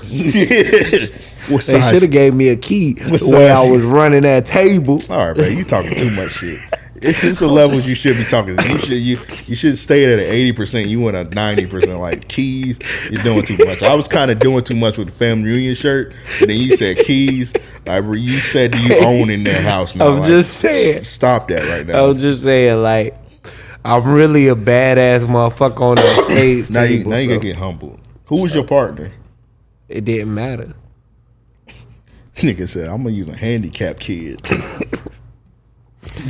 I use bones, bro. Nah, but yeah, man. So y'all come up, like I say, y'all the winner of it all will have a chance to face me. You know what I mean? I pick a random nigga. You know what I'm saying? Out the loser pool and Like make him a winner. I'm gonna be reneging on purpose and daring niggas to fight me. Oh yeah, you'll get your ass beat at spades, bro. That's one game I think niggas take too serious. Yeah, niggas taking that. I'll play Tunk though. Tonk fire. Yeah, As long as we betting $1. We got to bet $1 on it, bro. Yeah, I remember I used to have a gambling addiction playing Tunk. Bro, everybody had one, bro. Nigga go up there and lose $12 in a day and be fucked. Like, damn, dog. Yeah, niggas down bad back in the day. All right, so this next one is from the big homie Psychosis. He said if you had to make a list of 5 certified hood classic movies that every black person should see, what would you put on that list? All right, so Minister Society gotta go on. Definitely. I had rewatched Minister Society the other day, and then I don't know if you ever heard of this YouTuber. His name is Gully Boy. He be breaking down like movies and shit. And he just so happened and did Minister Society, and he had brought up this thing that I never even noticed. At the end of it, did you notice Kane had got arrested for the murders? So it's like right after not Kane. Oh boy. O Dog, yeah. Old Dog got arrested. My fault, not Kane. Kane got killed. So you know when after Kane got killed, he did a little flashback when he was like, he said something about it's too late. Yeah. And then he like did a flashback of his life, and then like in between the flashback of his life, Old Dog is getting put into the car. In the car, and he was Matter crying. of fact, yeah, I didn't even think about that. Yeah, so I was like, damn, he got arrested for murder. Damn. That's crazy. Yeah. But yeah, definitely put that movie on. Friday, of course, right? Oh yeah, Friday, 100%. Friday. And I think that you could even like go as far as the trilogy. Like really, like the trilogy is great, actually. I like Next Friday. Next Friday is really good. I like Friday After Next, the second one, as the second one. So you, all right. So you saying it's Friday After Next, and Next Friday. If I had to put them in order and right, what I like. Okay. Friday After Next is just funny as fuck. Friday After Next was hilarious, bro. Friday After Next just got like too many quotables. And it's like funny from start to finish. When that nigga Holy Moly Donut Shop, bro, when Ricky Smiley broke in their house, it was like, damn, that's an ugly ass baby. I was cocked like a pistol. Bro. Like subtle shit, like I was rolling. When they went in the booth and like Craig was like, it's small in here. They were like, no, nigga, you big in here. Like it just like subtle Not on duty. Subtle quotes like that. The nigga Money Mike was like, don't be sorry, bitch, be careful. Yeah. Pimp down. This the funniest quote to me on this shit. And I don't know if anybody caught that shit when they was trying to steal from Money Mike's store, them homeless people. And that nigga and the homeless dude was like, I'm appalled. That and nigga Curry said, was like, you ain't Paul, you a nigga that steal. Bro, that shit had me. When niggas used to say their name was Paul, that's what we would say. Like, you ain't Paul, you a nigga who steals. Bro, that was no funny. way that was in the script. That nigga said, you ain't Paul, you a nigga who steals. Bro, that was such a classic moment, dog. I even like when that nigga, I thought this was funny as fuck when that nigga Pops had met his landlady, or seen her again asking to use the bathroom, and he was like, "Oh, I like your mustache. I like how they trimmed that up." That shit had me rolling. Oh, he said Cardi. He said wolf pussy. Yeah. That was crazy, bro.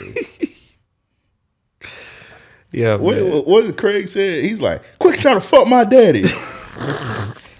Yeah, he was wilding. Damon. I'm a boy, Damien. Oh yeah, that nigga. I can't say the word. That nigga Craig. No, the nigga Day was like, "You like that your son's a yeah, bro." Cause she was a break. She was like, he gonna take you. He gonna take y'all. Shit. He was like, you like that your son's a fake. That part, bruh. And then when they started thinking about that nigga, having to watch that nigga draws, bruh. Oh yeah, dog. I only watched on Tuesday. You see the deleted scene to that? Oh. Watch the deleted scene. Like they did a flashback, and they was like actually in prison with him. Yeah, he was making them wash their drawers and shit. I think they threw the draws on Craig, didn't it, or vice versa? Yeah. I think I seen that. All right, so we got two in there.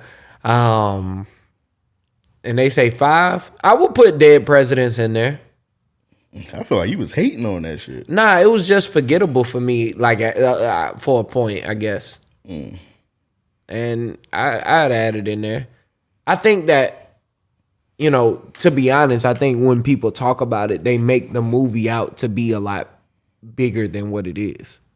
All right, let me he said hood classic, so it got to be hood movies. So I don't know if Dead Presidents is necessarily a hood movie. Okay, I give you that. I don't see why not though. I feel like I don't know, bro. I love Dead Presidents so much. I feel like that shit kind of could have won an Oscar, to be honest.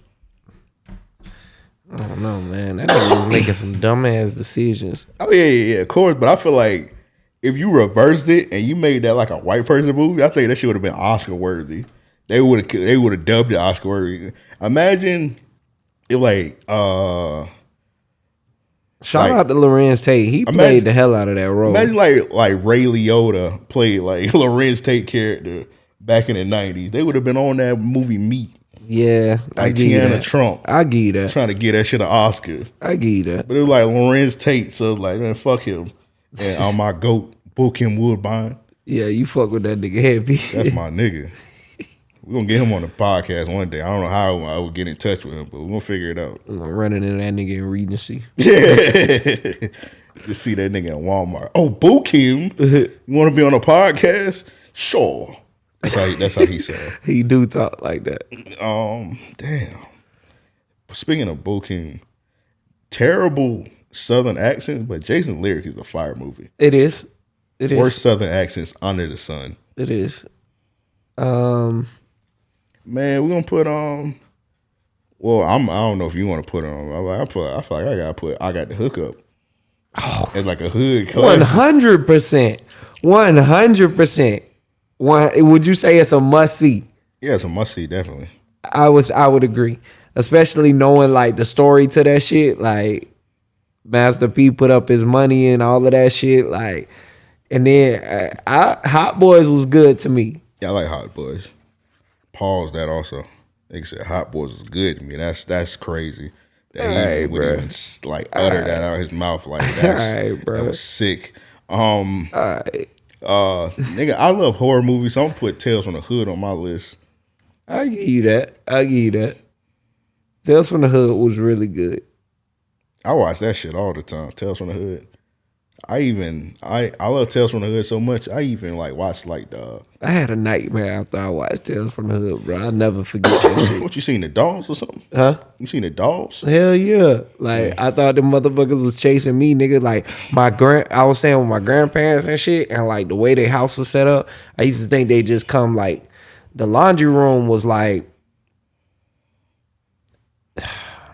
it had its own built like room space that was like storage as well, so it was weird. But I used to think the dolls was gonna come running out of there. One time a cat had got up in there, right, and had kittens, and I opened up the shit, and I hate cats, bro.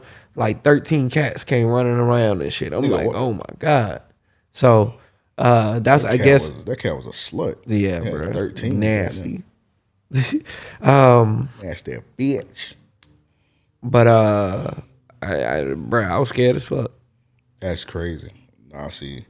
I watched all the horror movies as a kid, so like none of that shit. You know how they say like all like horror movies like make people like kids crazy. Like I remember I was literally a child, like 7, 8 years old, just watching horror movies and like that shit. Then I'm not a sicko. Yeah. I never murdered anybody. I never Right. assaulted anybody. I don't have. If you go in my crib right now, you don't see a shrine of I was human gonna say skin on the wall. I think that's what keep me from doing the shit is I seen the horror movies. I was like, man, I ain't gonna be like these crazy motherfuckers. Yeah, like I used to like literally watch like horror movies like more than cartoons and like I don't know, I just love that shit like still to this day. Like October, I like damn. Matter of fact, now that I'm back on the Patreon, I know October is like halfway over. I'm trying to watch a bunch of like horror movies on the Patreon, man. Bring back film room on these niggas. Matter of fact, I think that leads us into a segue for one of the questions I had into the Bit. So how you feel about Halloween itself, the holiday and such? You fuck with it? I like Halloween. You participate? You ever get dressed up? Yeah, I think I told the story about it on here plenty of times. Yeah. My cousin went to Sting. Yeah, that's too funny. But I mean, like since you've been an adult. Oh no, I don't. Nah. I don't. So I haven't either. I think the last time like I actually dressed up for like Halloween, it was kind of silly. It was kind of lazy also. I forgot we was going somewhere, and I was like, I'm Currency, and I put on a New York Jets hat. That's funny. And I put on some camo shorts. You are green. Put on some dunks. You lucky I don't feel like pushing the button, bro. You green for that. It was very green. I was like 19 years old. That nigga said I'm Currency. I said I'm Currency. I put on a Jets hat. That's pretty green. That's like historically green. All right, so this is the best question for you. What is some of your favorite Halloween movies? When you say Halloween, do you mean like horror movies? I guess it would be more so stricken to that. Yeah, because I go like Halloween movies, then you go horror movies. Because Halloween is considered a Halloween movie, and that's like one of my favorite horror movie franchise. But like strictly like just like Halloween, probably like Halloween Town, Hocus Pocus. Disney went crazy with their Halloween movies back then. Yeah. Have you seen Hocus Pocus too? No, I didn't. I'm not watching that. Why not, bro? You said it was fire. I might watch it because you said it was fire. But it was really good to me, dog. Like there are corny parts today, and I feel like that's just implemented in Disney it's a now. kids show, so like it's gonna see corny shit. Like that's just a part of it. But bruh, I thought it was really good. Like man, the original cast played a major part in that for me. They brought back the original, the William nigga or whatever his name was. That the boy from the OG movie. Not him, but the dead nigga. They dug him back up. So, okay, bruh, like yeah, bruh. I just was like, man, it's a good ass movie, man. Halloween movie, Casper. Oh, great movie, great movie. But if I like horror movies, go Child's Play. Halloween, not any of them. Some of like the first 2 Halloween movies are classic. And then like the other shit when the niggas start transporting bodies and all that other shit. Even though I do like the newer Halloween movies, those are really good to me. A lot of people don't like them, but I like them. I love what's some other ones. Definitely Friday the 13th. Nightmare on Elm Street, shit like that. So there's a movie I just started watching. I want to ask you about. I'm trying to pull up the title to see. All Hallows Eve. All Hallows Eve. Yeah, I've probably seen that, but I like them. Man, I like them real gory ones too. I know you're not gonna watch these. It's this one out right now. It's called Terrorizer. No, that's what I meant to ask. Terrorizer. All Hallows Eve. It looks like it's got the same clown. Oh yeah, Art the Clown. Yeah. Yeah, Art the Clown. He's from All Hallows Eve, but he like got his own shit now. Okay. He did Terrorizer 1, which is Yeah. his movie, and then he got Terrorizer 2. So I just started watching Terrorizer 1. You watched that? I didn't finish it. Like and not because I was turned away, but just because I had to stop. So I clown you every week because I always say you like overly squeamish. Yeah. I don't see you liking I can't see you watching Terrorizer. All right, so next week I'll give you an update Because it's like really gory. Like I feel like I'm only in squeamish about shit that act, like that's nasty to me. You know what I'm saying? Like turning my stomach. Now I cannot watch like on Terrorizer. Like some of the scenes, like I ain't really spoiling. You just know Right, he's gonna kill right. somebody. Yeah. Like it's scenes where like he takes somebody whole body and he just put in a meat compactor and it don't cut off camera. You see him putting the body in a meat compactor and you see blood and guts shooting at Now the see, I can motherfucker. see that. I think what fucks me up more so is when niggas be like breaking their arms and like you see the bone pop out and shit like that. That shit be fucking with me. You know Oh, what yeah, I'm that give saying? me that. Be like Yeah, like- that's like what be fucking with me. You ever seen Four Brothers? Yeah. You remember when they held the dude out the window and they dropped him and they showed his ankle break? That shit got me. I was like, Nigga, I walked out limping. I was like, oh nah, nah, couldn't What? be me. All right, so Terrorizer 2 was cool. Like, it was really good. I mean, Terrorizer 1 is cool. Right, It's right. like, it's okay. I seen Terrorizer 2. I'm gonna say this. It's only in theaters, right?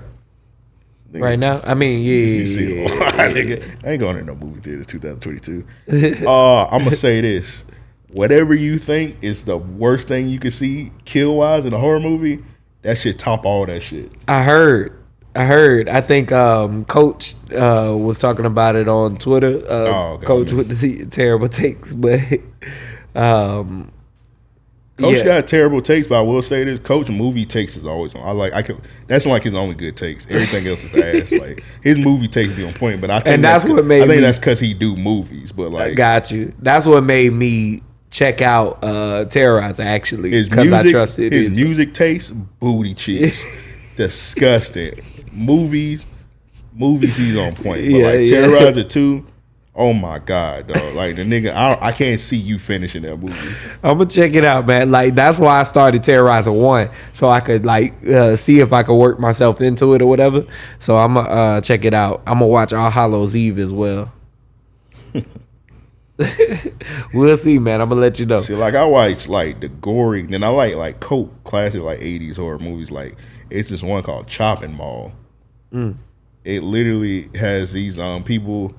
They made these robots that like patrol the mall at night, and like of course the robots just turn deadly and like they shooting like lasers out their eyes and like, Yeah. killing people. Shit, crazy. And this is another one I seen. It's like I think it's like Black Christmas or some shit like that. Where it got like a killer Santa Claus, Yeah. all kind of shit. I'll be watching silly shit like that. See, I like shit like that to where it's action packed and it keeps you going. You know what I mean throughout. But I don't like it if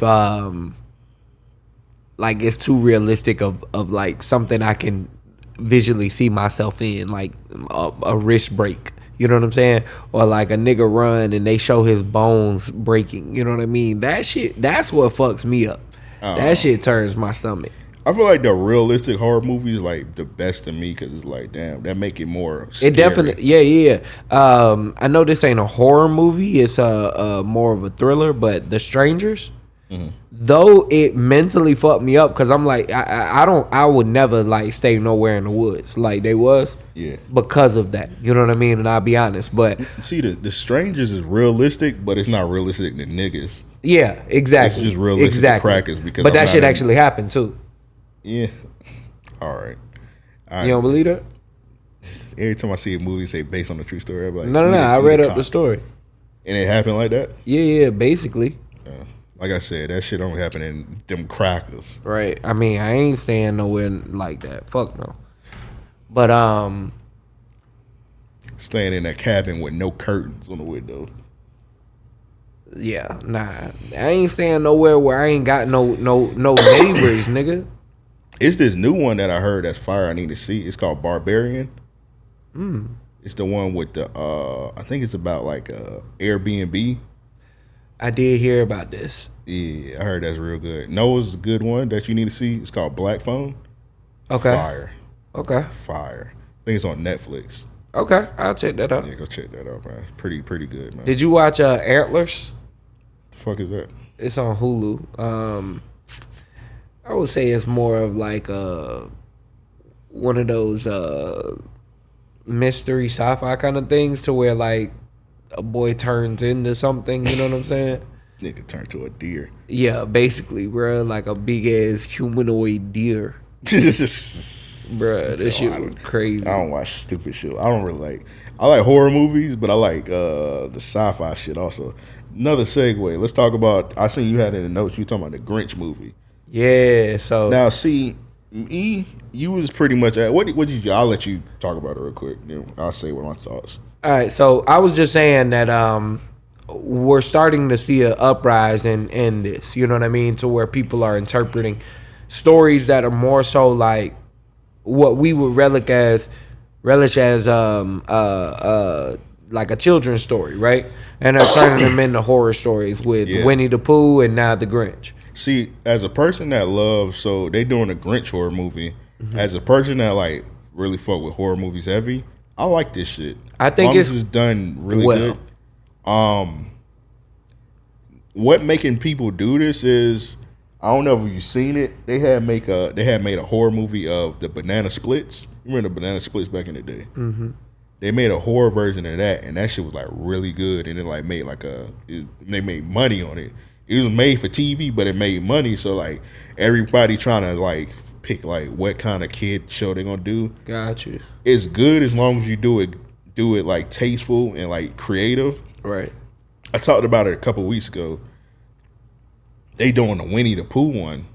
That one, yeah. That shit look fucking ass. Stupid, yeah. That one's out though, right? That one already came out, right? I'm not even sure. It probably. I think it did. Yeah, it had to I think come out, it came but out. that shit did not look good. I didn't watch it because of that. It looked stupid. I heard the storyline was stupid. They gave away the movie in the trailer. Yeah, everything. Like, what else did you? In the trailer, they showed you Christopher Robin came back, got murdered. Yep. And then like he just went on the warpath murdering white women. Like, I don't care about that. And you could tell that Christopher died early on in the movie by that. So, yeah, you could tell he might have died while the credits was still rolling. For real. Like, you spoiled that. Like, I don't know. But if they were to keep doing these, as long as you do them, like, tasteful, because they got a Barney one coming out. Really? Yeah, they got a Barney one coming out. That's going to be great. It depends. I ain't going to say it sounds on paper. Yeah, I was going to say it has the potential. On paper like it could be fire. That. Yeah. But we got to see when it come out. The Grinch one got potential. Yeah. Grinch got great potential. Grinch was already an asshole, so you might as well make him just like slimy motherfuckers. Well, from what I read on it, supposedly little Cindy, you know who or whatever, Cindy Lou or whatever her name is. Cindy who? Okay, so when she left the city as a child because her parents were murdered by the Grinch, comes back 30 years later for closure. Oh wow. And he's still on the same shit. So we gonna see how this plays out. Like I'm really, this one I'm excited about. And that's supposed to be coming out. Yeah, I'm soon. Really. So that I'll be looking forward to that.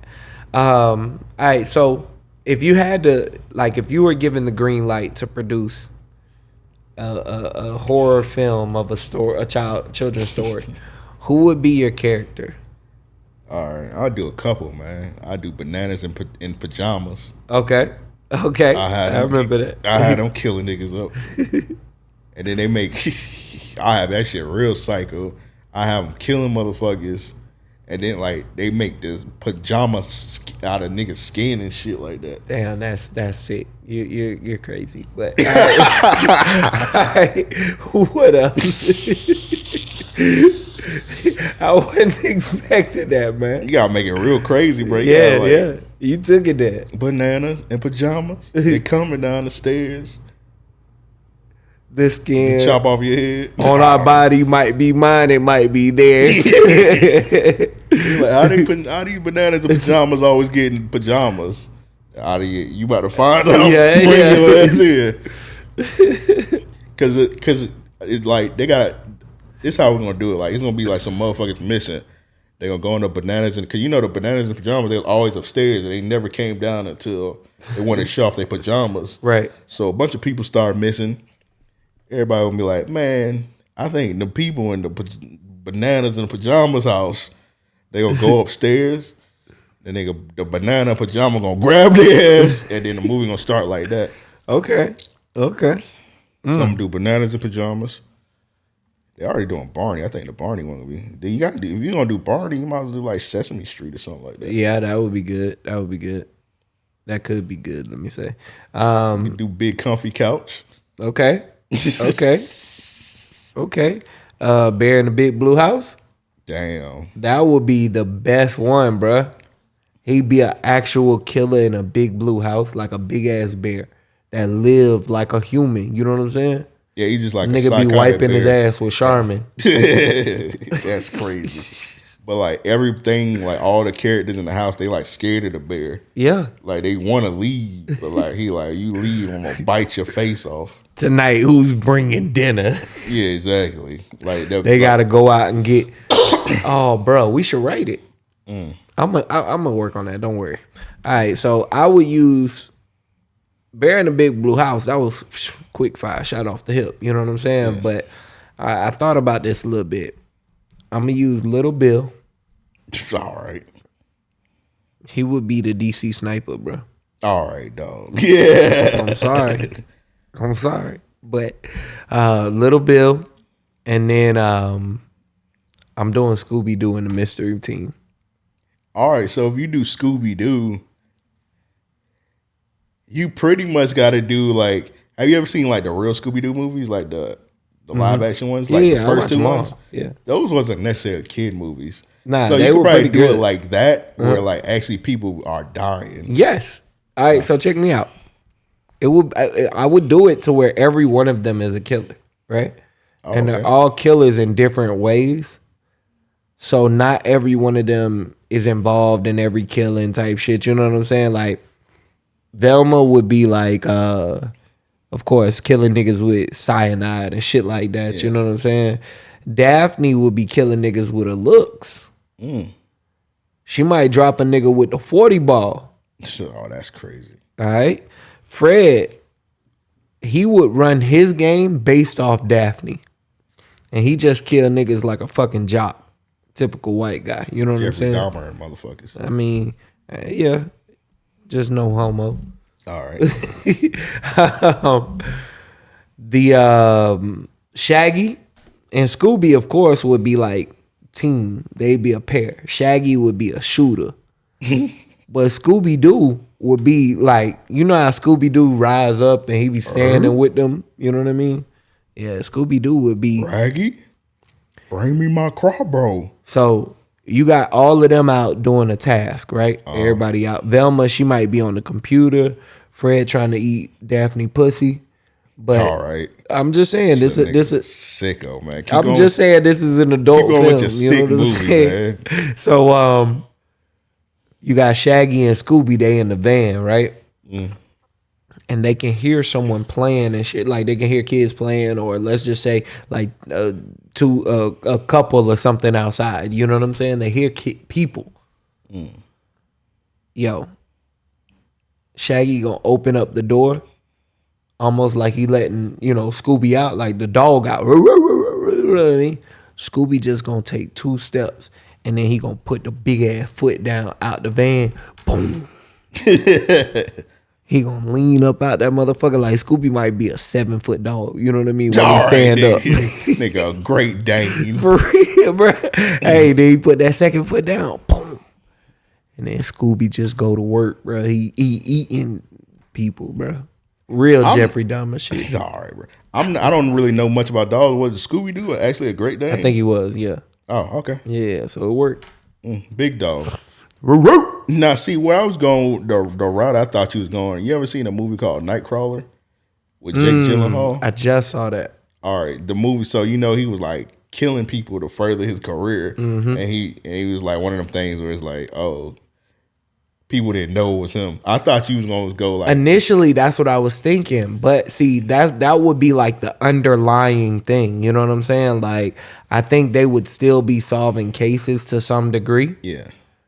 but they wouldn't be like the go-tos. They would be like specialists. You know what I'm saying? It'd be like, yeah, the route I thought you was going, I thought maybe you was probably thinking like, hey, they were running out of cases to solve, so we're gonna make our own cases. Nah. It wouldn't be like that. I think that it would be a situation of you see the story start with them killing like their targets, right?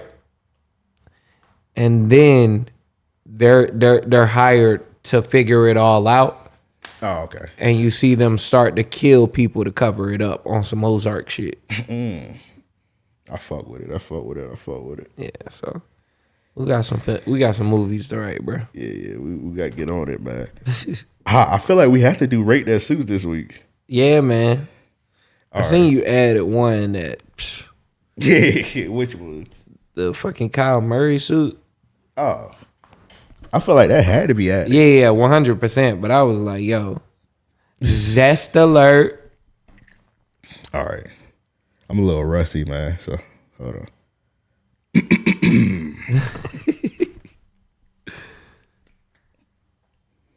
You gotta rate that suit, my brother. You gotta rate that suit, my brother. You gotta rate that suit, my brother. You gotta go rate that suit. Arriba! All right, so you don't really watch wrestling like that. Shout out to Santos Escobar. He debuted on SmackDown this week. Yeah. His little faction, El Legado Fantasma. That suit was... I see. Hold on, let me enlarge it. Yeah, I mean, the suit was all right. It was on some, somebody gave me this suit. Looks a little baggy. Yeah, a little, that nigga got on a hefty suit. Yeah, hefty. Yeah, I definitely think it should have been more tailored, one. But two, there's no real, like, pop to this. The tie, he should have. You gotta keep in mind he's a luchador wrestler and he had to kick the fuck out of somebody while wearing this suit. Oh, gotcha. So he couldn't wear it too tailored. Yeah, I hear that. I mean, he could have. You can't hurricane Rana somebody in a tailored suit. I don't know. He might have did it better. You might hurricane Rana somebody, your ass be out. Yeah, true indeed. I had that happen once. I was joking and playing and my suit bust, like my pants. Oh, it was when you was climbing that fence. All right, chill out, bro. Because niggas was just asking about that. Climbing the fence. I didn't make you climb the fence, nigga. Take that up with whoever the photographer was. All right. Nigga mad at me. I didn't tell. Did I tell you to climb the fence, nigga? The disclaimer, man. This nigga lying. All right, bro. My suit pants whatever had bust from the waistband, bro, to the bottom seam, bro. I'm like, what the fuck? And they wasn't even like super tight pants. You know what I mean? I guess whatever I had done, like, bro, that shit just gave way. Split in the suit, nigga? Nah, fuck no. I had like jumped down and like kind of like playing defense type. In a suit? Hey, bro, I was joking with some kids and shit. Yeah, all right. When that shit happened, boom, that shit exploded, bro. I was like, all right, look, let's go. This day is over with. All right. What you get Santos suit? I'll give it a 7, 8. 7? Nah, he damn sure ain't getting no 8, but you know, he get it. Actually, I'm gonna give him a 6 for them suit. bag ass pants. It's a nice suit though. It's an alright suit. He should have wore a different undershirt, gave it a little more pop, but it's a professional suit for sure. Do we need to do this one? I feel like, did you do this one already? Nah, I ain't do it. Tyler. I feel like he nailed this, honestly. Like, his bellhop ass suit. Yeah, he nailed the look that he was going for. There's not much more you could say about that. Oh, it's not bad. Yeah. I just didn't, you know, like I get it, I don't get it, but it's Tyler the Creator. So I guess for this one, I'm gonna give it a 9 out of 10. 9? Okay. Yeah. I follow that. I mean, like, there's nothing wrong about that suit at all. Would you wear this suit? Nah. I personally have no reason to wear that suit ever, anywhere. All right. Where do you work at Holiday Inn? No. The gay holiday. Yeah, I was gonna say in Atlanta. Gala Day. Yeah. All right, Boosie. So Boosie just did a adult prom in Jacksonville. Mm-hmm. Joe did not go. Nah, Why didn't you go? because I'm an adult.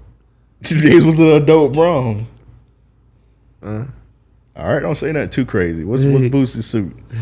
Boosie's suit clean. Boosie's suit hard. Boosie's suit clean as hell. Very Halloweenish. Yeah, 100%. I gotta see that undershirt. It's a black undershirt, unbuttoned.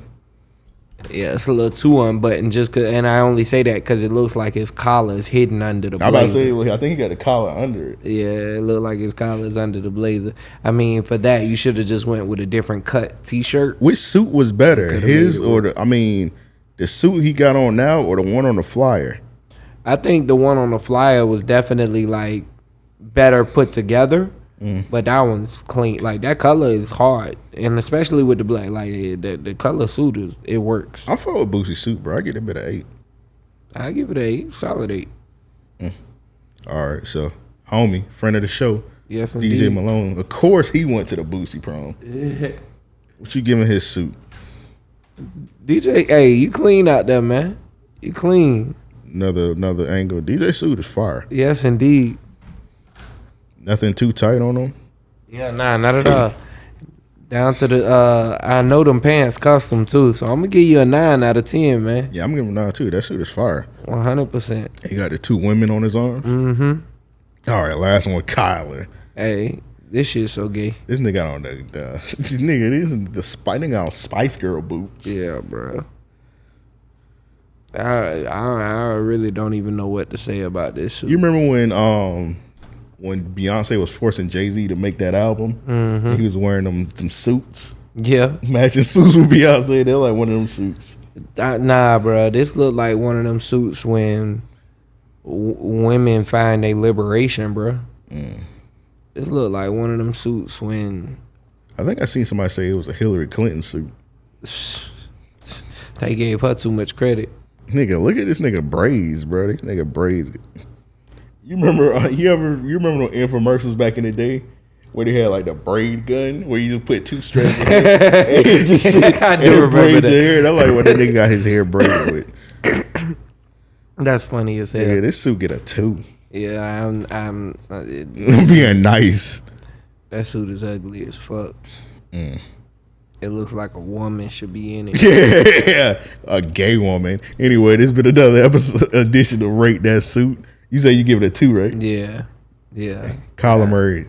He could get a 0 from me, honestly. That suit stinks, my brother. Anyway, it's been another edition of Rate That Suit.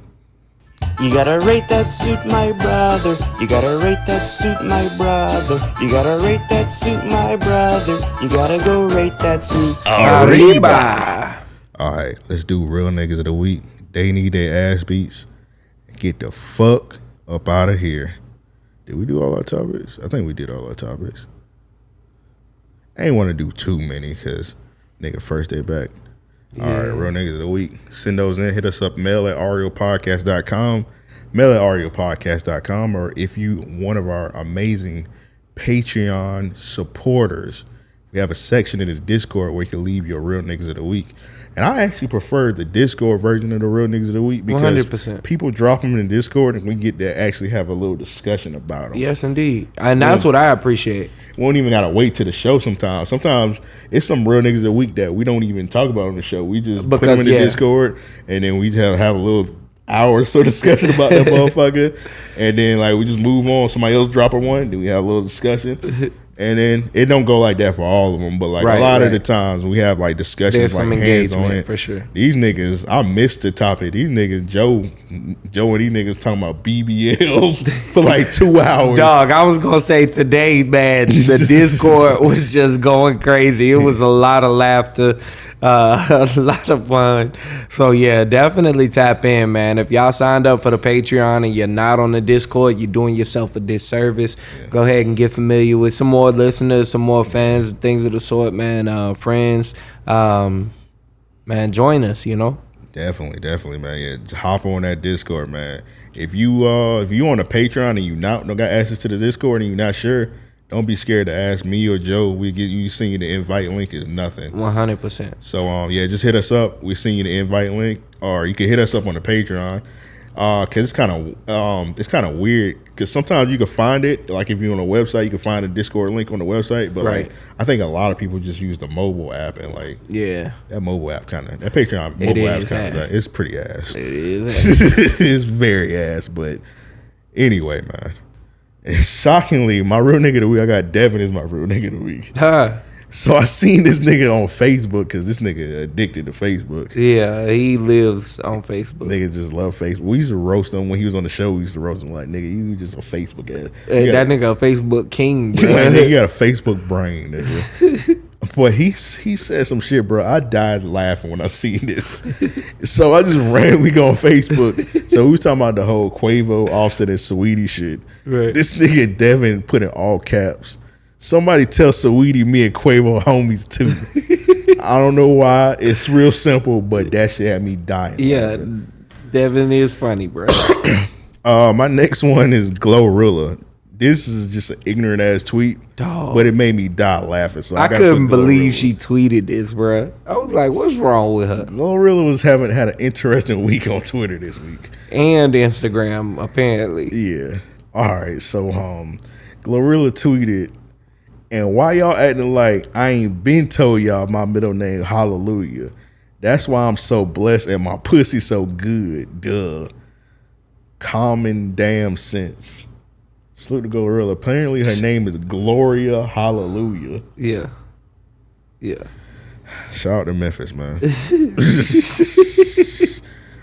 Next one. Actually, a round of applause for this one. Salute our brother Earl, Guessing from the Stands podcast. Yes, indeed. They 200th episode, man. 100%. So like niggas like us, man, we done did 202 times, but like to get to 200 episodes, that shit it's a hike, dog. Hard work, tons of dedication, tons of motivation. The fact that you even did 200 episodes, you already know that you got like something good, and the fact that they kept the shit going and got to 200 episodes. They said, fuck it, we're going to do 100. Met that milestone, said, fuck it, we're going to do it over again. Yeah. To get to that 200. Salute to Earl. Salute to all the people from Guessing from the Stands podcast. For sure. Make sure y'all subscribe to that. I'm not sure. They got a Patreon. Earl, hey, y'all niggas, I'm looking to the camera. Put the shades down. Y'all need to work on that. What's up with the Patreon, bro? I'm trying to support financially. So make that happen. For sure. Yeah, once again, salute to Earl, Guessing from the Stands crew. I don't know if you've seen this. I did. This nigga Big Scar, he was on Rolling Loud. He was getting interviewed, and you talk about this shit all the time when you say, if somebody when you drop your blunt, that means somebody fucking your bitch. Yeah. So this nigga Big 30, he was getting interviewed. He dropped this shit, and this nigga said, let me call my girl ASAP. I ain't gonna play the whole thing. God. Man, my boy Big Scar, man, we appreciate you so much. Drop the Just drop That's a Big 30. We better not be fucking my bitch. That's it. Let me call you. I had to make sure, because I be saying, because Big 30 and Big Scar roll together. So did I say the right one, right? I said you said Big Scar, yeah. Okay, I'll make sure. Somebody call your girlfriend, man. Let's make sure nobody fucking your bitch, man. Big Scar gotta call his girl. You know what happens. When you drop your blunt, call your bitch right away, man, because, you know what I mean? So I ain't gonna play the whole thing. The video's kind of long. Moral story is, this nigga started blowing his girl phone up. She did not answer. Yeah, she getting that bat, bro. So that's exactly what the nigga said. He said, my bitch getting her back blown out. So yeah. I guess the superstition is real. Hey, man. I ain't gonna give it to Kevin Saves Beyond the Grave. Fuck it, man. Give Kevin Saves real nigga of the week Beyond the Grave, man. He got this nigga up out of here. Black women have been my enemy my entire life. They've been your what? My enemy. What do you mean your enemy? Was pursuing a dual doctorate degree in medicine and in chemistry. I'm a PhD. Throughout the entire relationship, the only time that he laughed we didn't he have knew he was saying some bullshit argument or we didn't have any kind of ridiculous back and forth is when we were having sex. Once the orgasm was out the window. How old are you? 28. And how long did you guys date? I've known her for 8 years, dated her for 1. And you dated her to what end? What was the intended outcome? I was interested in marrying her. And what do you do for a living? I'm a musician and an Uber driver. No job. What? I know. Are you serious? Are you trolling me? Ninja, No, what? I'm not. You're dating. Your enemy is your pocketbook. I know. That nigga said, I know. Man, see? I mean, are you being serious, bro? I am, but the finances is definitely something that I'm working on. No, hell no. A black woman who's you actually came in here to tell me that you dated a black woman who's pursuing 2 dual doctorates. I'm a PhD. And you're a goddamn Uber driver and a musician. That's not a problem, except you frame black women as your enemy. And your enemy is your inability to be productive on a serious level. That's not currently true for me. Well, here's the thing. You said you were looking at her to be a wife, possibly. What makes you a husband? Outside, from what standpoint? Can you provide for a family? Not yet, no. Then you were dating this woman with the eye to marry her, and you couldn't even provide for a family. The problem isn't the women, man. Bruh. Salute Kevin Samuels, man. Hey, he was on some real shit. Hey, man. He might have went a little harder than he had to oftentimes. I recently played back the clip where that nigga told the chick she could hit the A gap. Oh, he was doing too much. He was wilding. He was thirsty for a viral moment, that one. He was like, yo, you 23. He got it. You're 223. And you look like you could line up in the power eye. That shit. Nigga was picking Madden plays. Niggas don't even run that play anymore, bro. Straight up. Nigga picking blitz plays. Nigga, shut up, man. But hey, man, fuck what y'all said, man. Rest in peace, Kevin Samuels, man. Yeah. That nigga was entertaining, bro. Sure. I'm sorry, bro. Kevin Samuels was entertaining. I don't care what y'all niggas say. All right, next real nigga of the week, man. Bronny James. Saluting him, signing to Nike. Okay. Salute that young man. He just turned 18. Following his daddy. Yeah. I seen the video from his birthday party. You thought LeBron turned 18. That nigga was on stage. You seen that shit? Nah. Bron had got Travis Scott to perform at Bronny party. Yeah. This nigga LeBron was going crazy on stage. Oh my God. I could believe that shit nigga, too. is it your son's birthday? Or is it yours. your birthday, nigga? That's funny. Oh, this yours? All right, so yeah, man, this nigga Robinson Jr. Hold on. Oh, Robinson Jr. for the Commanders? Yeah, for Washington. Had got shot 6 weeks prior. Oh, yeah, I remember that. And came out of that mini man. Bruh. Ah, shit, we can't play that. Hopefully they didn't clip it, but yeah. Everybody can I put like a video without the sound. Yeah. He came out there. Just imagine 50 Cent Mini Men. Yeah, playing right now while he came out running out. And they played the explicit version. Yeah. Yeah. I thought that was hard as hell. That's dope. And then I gotta salute ASU's head coach for how he went about things with Deion Sanders. You know, now before you play this clip, here's what I gotta say. Well, go ahead and play it, and then I'll say. All right, I'm gonna say my part, and I'm gonna play it. Mm-hmm. It's dope that you put this because I didn't really look into it, and I just thought he was just being an asshole. So he gives his point. Yeah. Okay, let's get it. What happened with the post-game handshake? Well, I guess me being up front is just like I thought it was a lot of disrespect the whole week. And so you're not going to be disrespectful the whole week in the media. We didn't talk in the pregame. I was out there the whole time at the 50-yard line. He walked through our whole our whole huddle on our end zone and came the long way around and get to his side of the field in the pregame. Thought that wasn't classy at all. And so in the postgame, I'm not about to give you the Obama bro hug. You know, I'm gonna shake your hand. I'm gonna go on. I'm gonna always be respectful and respect the game. You know, you got the great guys, W.C. Gordons, Eddie G. Robinsons, those guys, Marino Chasm. I'm living on the shoulders of the SWAC. He ain't SWAC. You know, I'm SWAC. He ain't SWAC. So he's in the conference and doing a great job. Can't knock that. Got a great team. Son should be up for the Heisman Trophy winner. I love Shador. Great player. I love what he's doing for the conference. Probably one of the best things we had since that Steve McNair when he was in there. Love all of that, but you're not gonna come here and disrespect me and my team and my school and then want to bro hug me. Shake my hand and get the hell on. Period. You got the W, great job. I hope he comes back next year. I pray he don't get a Power 5 job so we can play them next year in Jackson, and I pray they put us for their damn home. Coach, would you describe it? Were you just trying to pull away from his handshake there? Yeah, I'm just pulling away. I mean, we handshaked and that was it. I mean, it ain't no need for no embrace. You know, we ain't friends. He ain't never called me. I ain't never called him. Great player.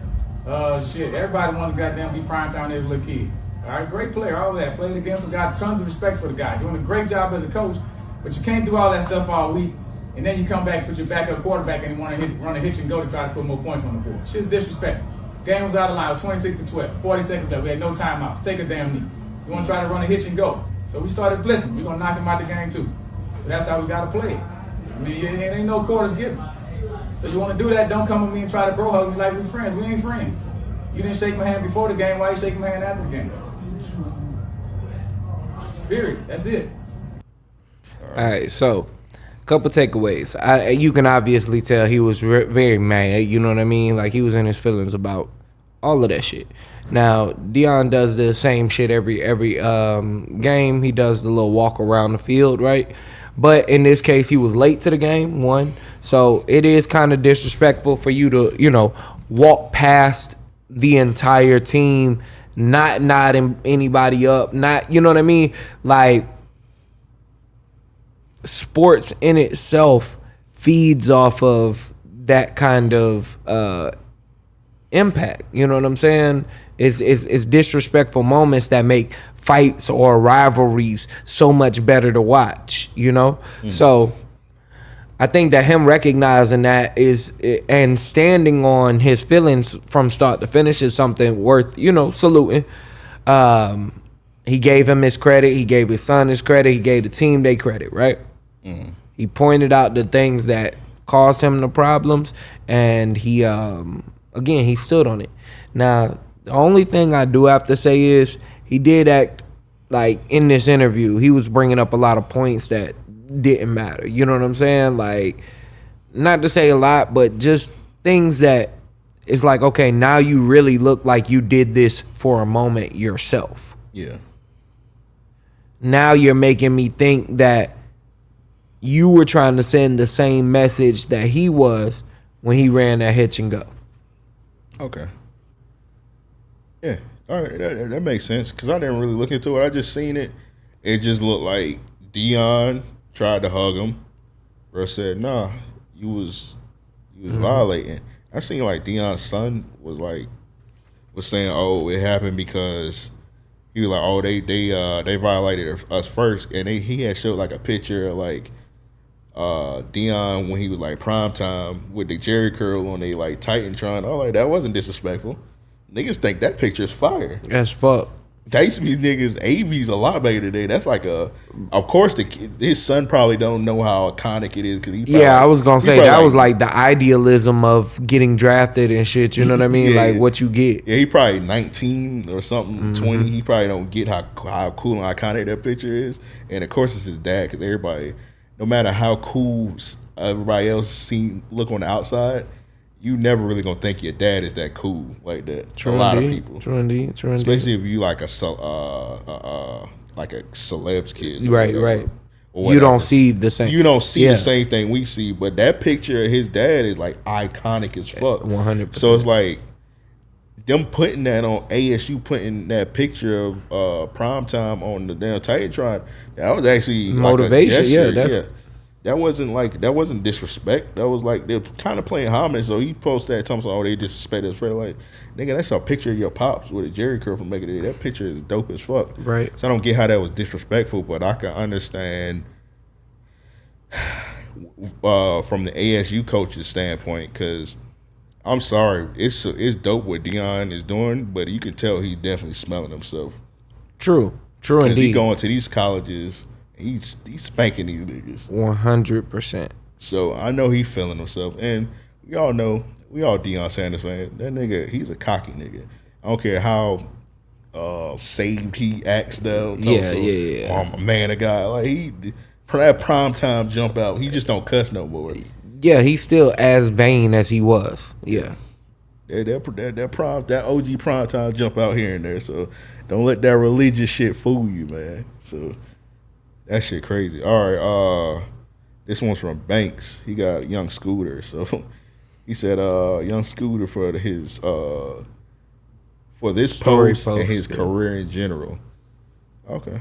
So Young Scooter's crazy. He hopped on like IG, he said Future trying out for quarterback for the Broncos next week. Let's go. That's crazy. That's pretty funny. Hey man, he might be a better quarterback than Russell Wilson. Because Russell Wilson, you're playing ass this season. Back to back, worst NFL games I've ever seen. Back to back. Yeah. And then I think they play Monday night next week. Yep. He's been getting like great. The schedule was set up for a nigga to be a great, amazing quarterback, have an outstanding year. Yeah. And he just didn't play. He ain't playing up to it. He ain't playing near that shit. He's showing that he was a system quarterback to me. Yeah, 100%. 100%. Not my goat. Because look at Geno Smith. Oh yeah, Geno. They play that boy Geno and he going sicko mode. Dummy out there. Yeah, it might be that Pete Carroll might be raw. I'm telling you, you might need to start looking to them coaches more. You right. Everybody blamed Pete Carroll for that 1 yard line. He didn't throw that ball. Nah. And supposedly, I mean, the players are mad with Russell Wilson rather. That's easy to make that mistake. I do that all the time. Yeah. Names so close, they both be called Russ and shit. Yeah, they both bright skin. You know what I'm saying? Cornballs. Yeah. Anyway, yeah, like, Russ could have audibled that shit also. Yeah. I mean, I kind of get the interpretation like that he might have called that play himself. Oh yeah, definitely for sure. He wanted to be that. He wanted to be that guy. And then you see when he did that last game, completely missed dude. Dude wide open in his zone, missed him, throwing it the other way. Yep. That nigga suck, man. And y'all mad he never won an MVP. He's showing y'all why he never won an MVP. That boy stinks. That nigga is doodle. He smells like shit. They need their ass beats. So I got this nigga Blueface. Now, people were saying he's smoking crack. I don't think he was smoking crack. He probably could. What is this, Joe? You do drugs.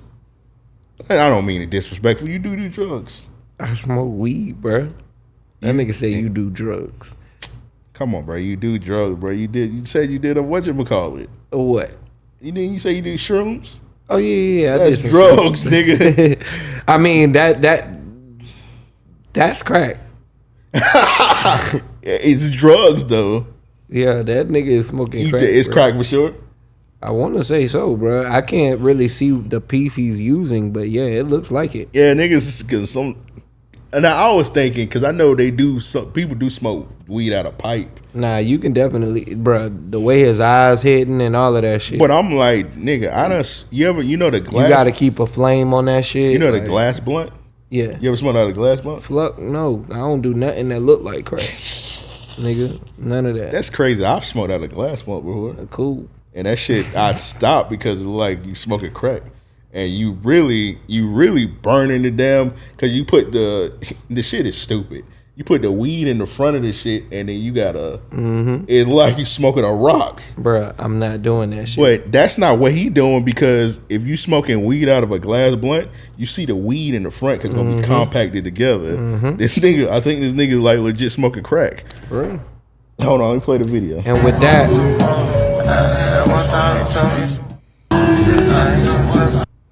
So look, one, notice that the flame stayed lit the whole time he was hitting it. Two, it like they do all kinds of little little pieces like that to smoke crack, bro. Niggas will take a pen and just bust the ends of them. You know what I'm saying?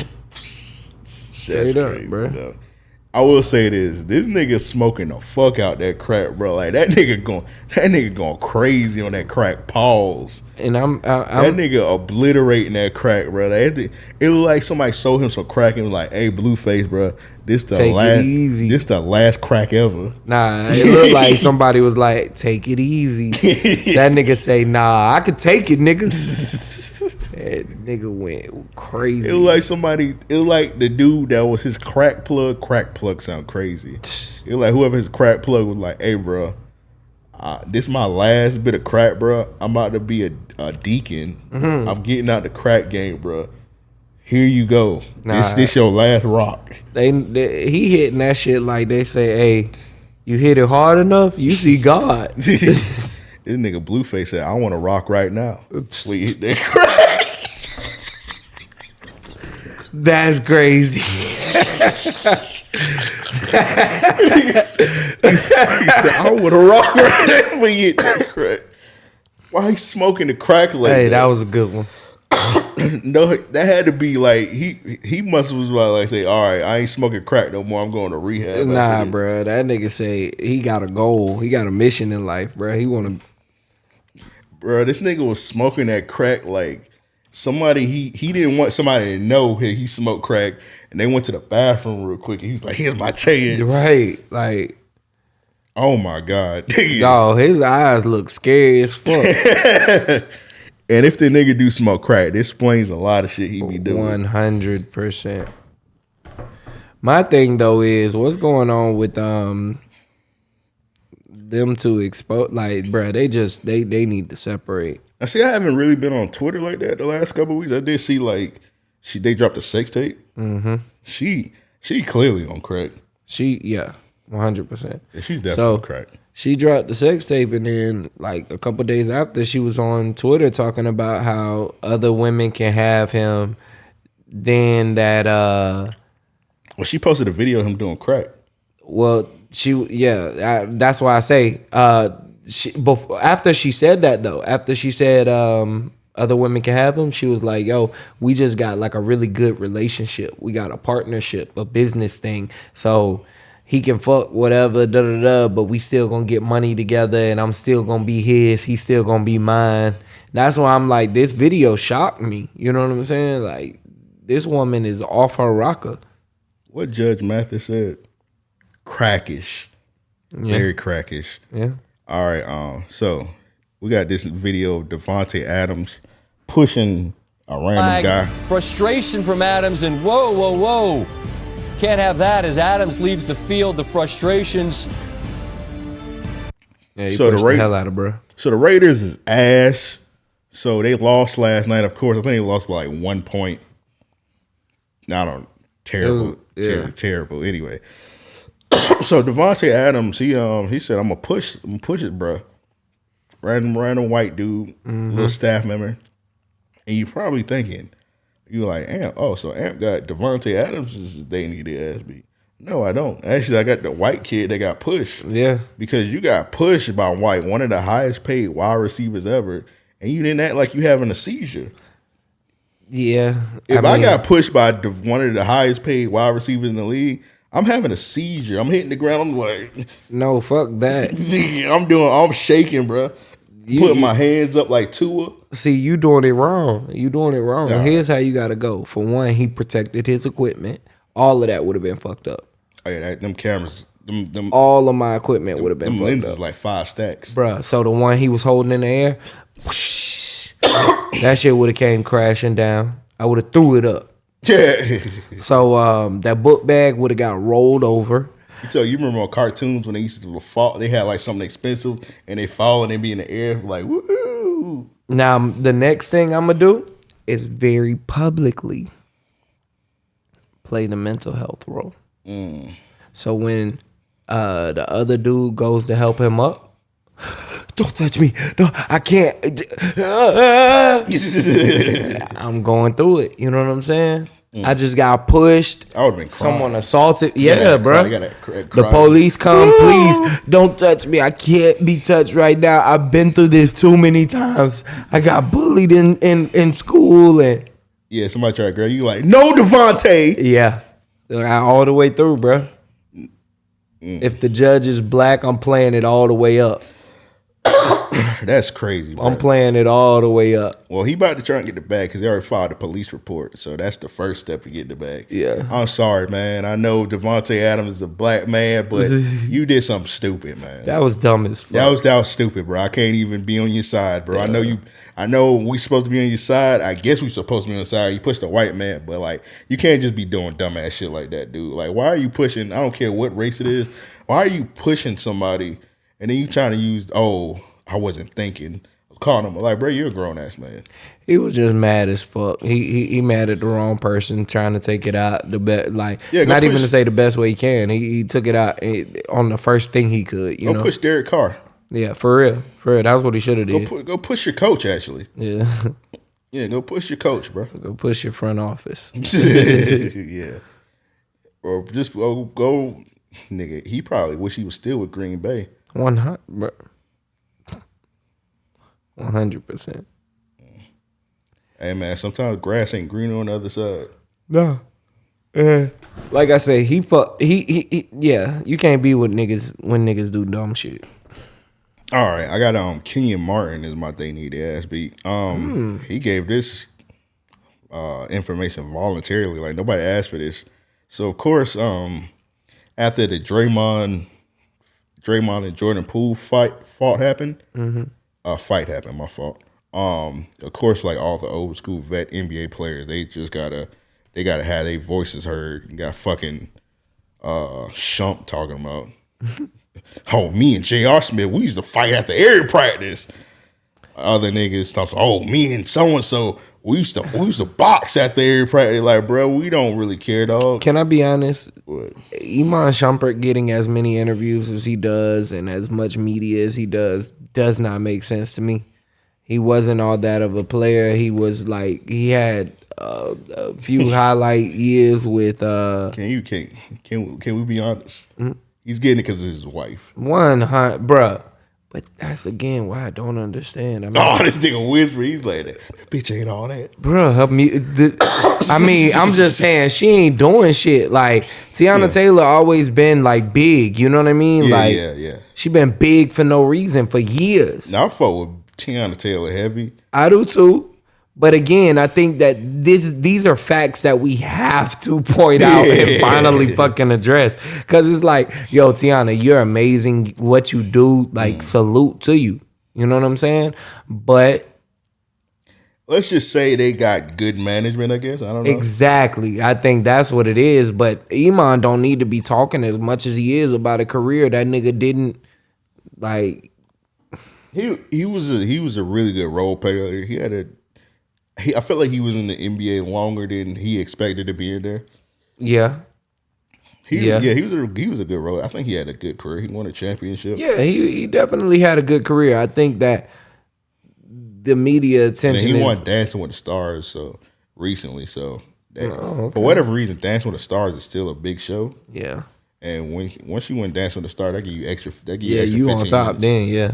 So that kind of added to his star power a little bit. Okay, well let me shut up then, man, because I was like, yo, like his career wasn't enough for this many interviews, bro. Like, yeah, you got some good stories and whatnot, but it's a lot of other people I'd rather hear from. All right, so while all the old NBA niggas was trying to be tough guys, Kenyon Martin, he tried to out tough guy everybody. So he said, Kenyon Martin details what he told Alonzo Mourning during an altercation at practice. He said, you need to worry about your motherfucking kidney before worrying about me. Hold on, what? Bring that back? He said, you need to worry about... No. Who did he tell that to? Alonzo Mourning. Oh, wow.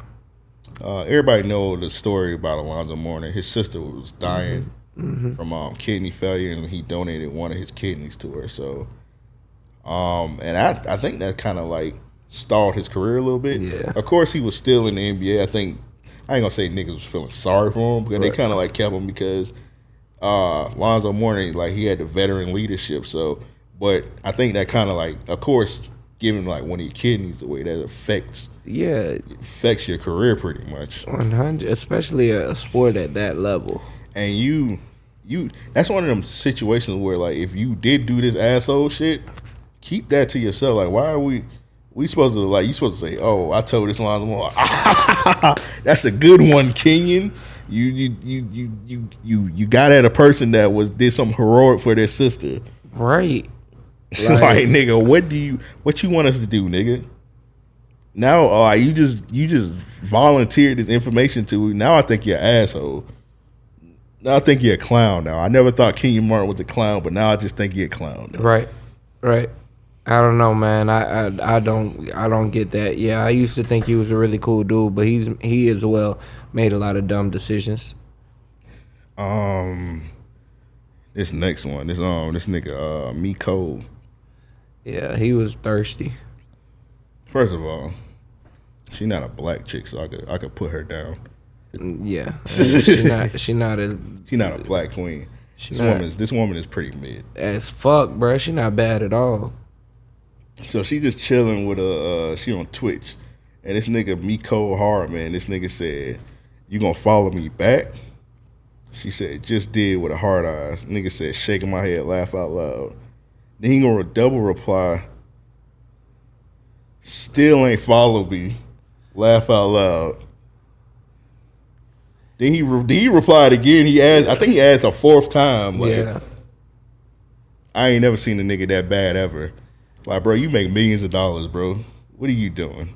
Begging for follows. Yeah, that's crazy. And I think this happened like on a Saturday. Like, nigga, you need to focus on your game tomorrow. And I think the big thing is the timestamps on them are like insane. There was crazy intervals for him to still be begging for a follow. Yeah, like he was begging like within like minutes, like for the follow back. Mm-hmm. That's sick, man. You ever did something down bad like that, Joe? Nah. I know you haven't, because I don't think nobody's has ever done anything. Nah. And nigga, you're in the NFL, bro.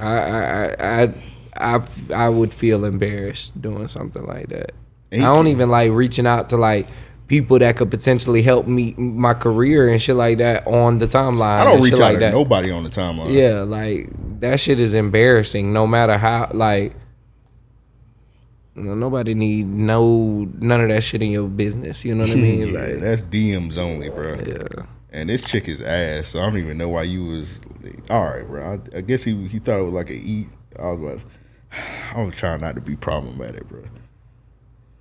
Yeah, nah. I'm just gonna say I think he think it was easy to get at her, but like hop in the DM.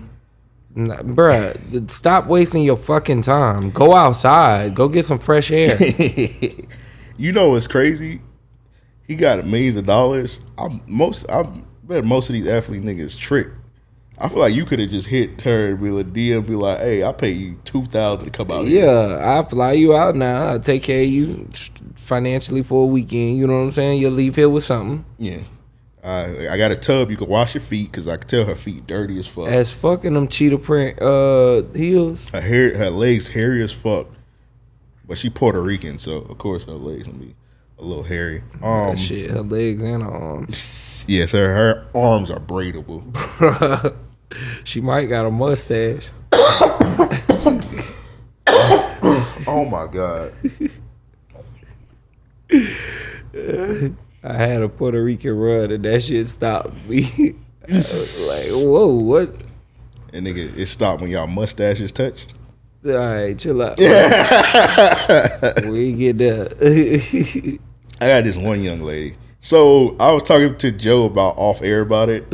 So I had put in some they needed ass beats last week, and these niggas, Joe or Banks, would not read my they needed ass beats. I know they had like it has the word. It has male genitalia in it, but like I ain't see this. Y'all niggas didn't say it. I didn't see it. Said, I don't know why I ain't see this nigga Banks just like refused to. Yeah, he definitely. I remember him saying that I'm not saying that. He like, I'm not saying that. So and so. I'm like, bro, people. Not everybody watched the video. Like you gotta read it out, bro. Right. Like you can say it, bro. Like nobody gonna think you gay because you said dick. Yeah. Anyway. My they needed ass beats that niggas refused to read last week. Bro, I didn't see it. All right, bro. I don't know, bro. I felt like you could have stepped in and read it. Nobody who would read my they need their ass beats. So I'm gonna read it because I'm a mature, masculine man. Yeah. You want me to read it, bro? What you want? I got it. No, we ain't about to read this in unison. That'd be crazy. Fuck no. What? Now that's sick. It only take one person to say it. Anyway. I just meant read it now that you here. And it's crazy we're going through all this. And these tweets are stupid as fuck. Oh yeah. This young lady, she tweeted, Jeffrey Dahmer ain't got shit on me. I ate about 6 dicks this week. Yeah, that's a wild tweet, bro. Actually, I can understand why Banks didn't want to read that. Now that I think about it, yeah, that is kind of crazy. Banks, I forgive you. That I actually understand why you didn't want to read it. That's crazy, bro. All right, this yours? Yeah, man. So we got to stop with these. We gotta find a way to like put a halt to black women on TikTok. Not all. Yo, what's going on? I mean, black women in interracial relationships. Oh, you talking about bed one shit? Just say that. Yeah. Oh, you gotta see the text, bro.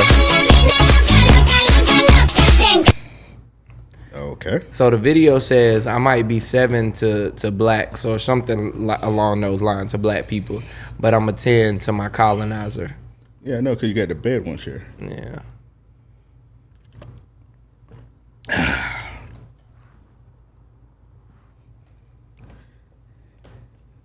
Who is this one from? Oh, damn. Can I add one more real nigga of the week, man? I've been meaning to do this one for a while. Nope, too late. This thing need the ass beat for Banks. What's yours? My real nigga of the week is Keke Palmer, man. What'd that fine ass lady do? Well, for one, don't talk about my woman like that. All right, you got it. You got it, OG. All right, so she got a new network, her own TV network. Kiki TV? Mm-hmm. That's what it's called? Mm-hmm. I just made that up real quick. Bro, that's actually... Yeah, I just made that up. It's Kiki TV? Yeah. I didn't even know this. That's crazy. What's going to be on it? If I'm not mistaken, just a bunch of her own like different shows and creations. And shit. She have a show on there where she got a white love interest, so it can ruin your day. If she did that, bro, yeah, that would definitely ruin my day. I hope that happened. This one's from, who is this from? Banks? All right, so somebody had tweeted, "Hey man, stop telling y'all business on Twitter." I'm not gonna listen. I just feel like saying that. Y'all not gonna listen though. Somebody tweeted, "Fellas, what's the wildest, craziest thing a woman has asked you for when you just met them?" And this nigga, he said, "I knew her for like 3 days." She said, "Hey, my son is having a birthday party next weekend. I'm short $2,000. Can you send it to me?" What kind of birthday party is this? Well, you short $2,000. So you don't got any of the money. They having strippers. He said, "Why?" He gave a real nigga response. That nigga said, "Why would I do that?" Straight up. Straight up. Nigga ain't say he ain't giving a runaround. Like I'm kind of short this week. I ain't get paid. He like, nah. Why would I do that? $2,000 is not a realistic ask. Especially.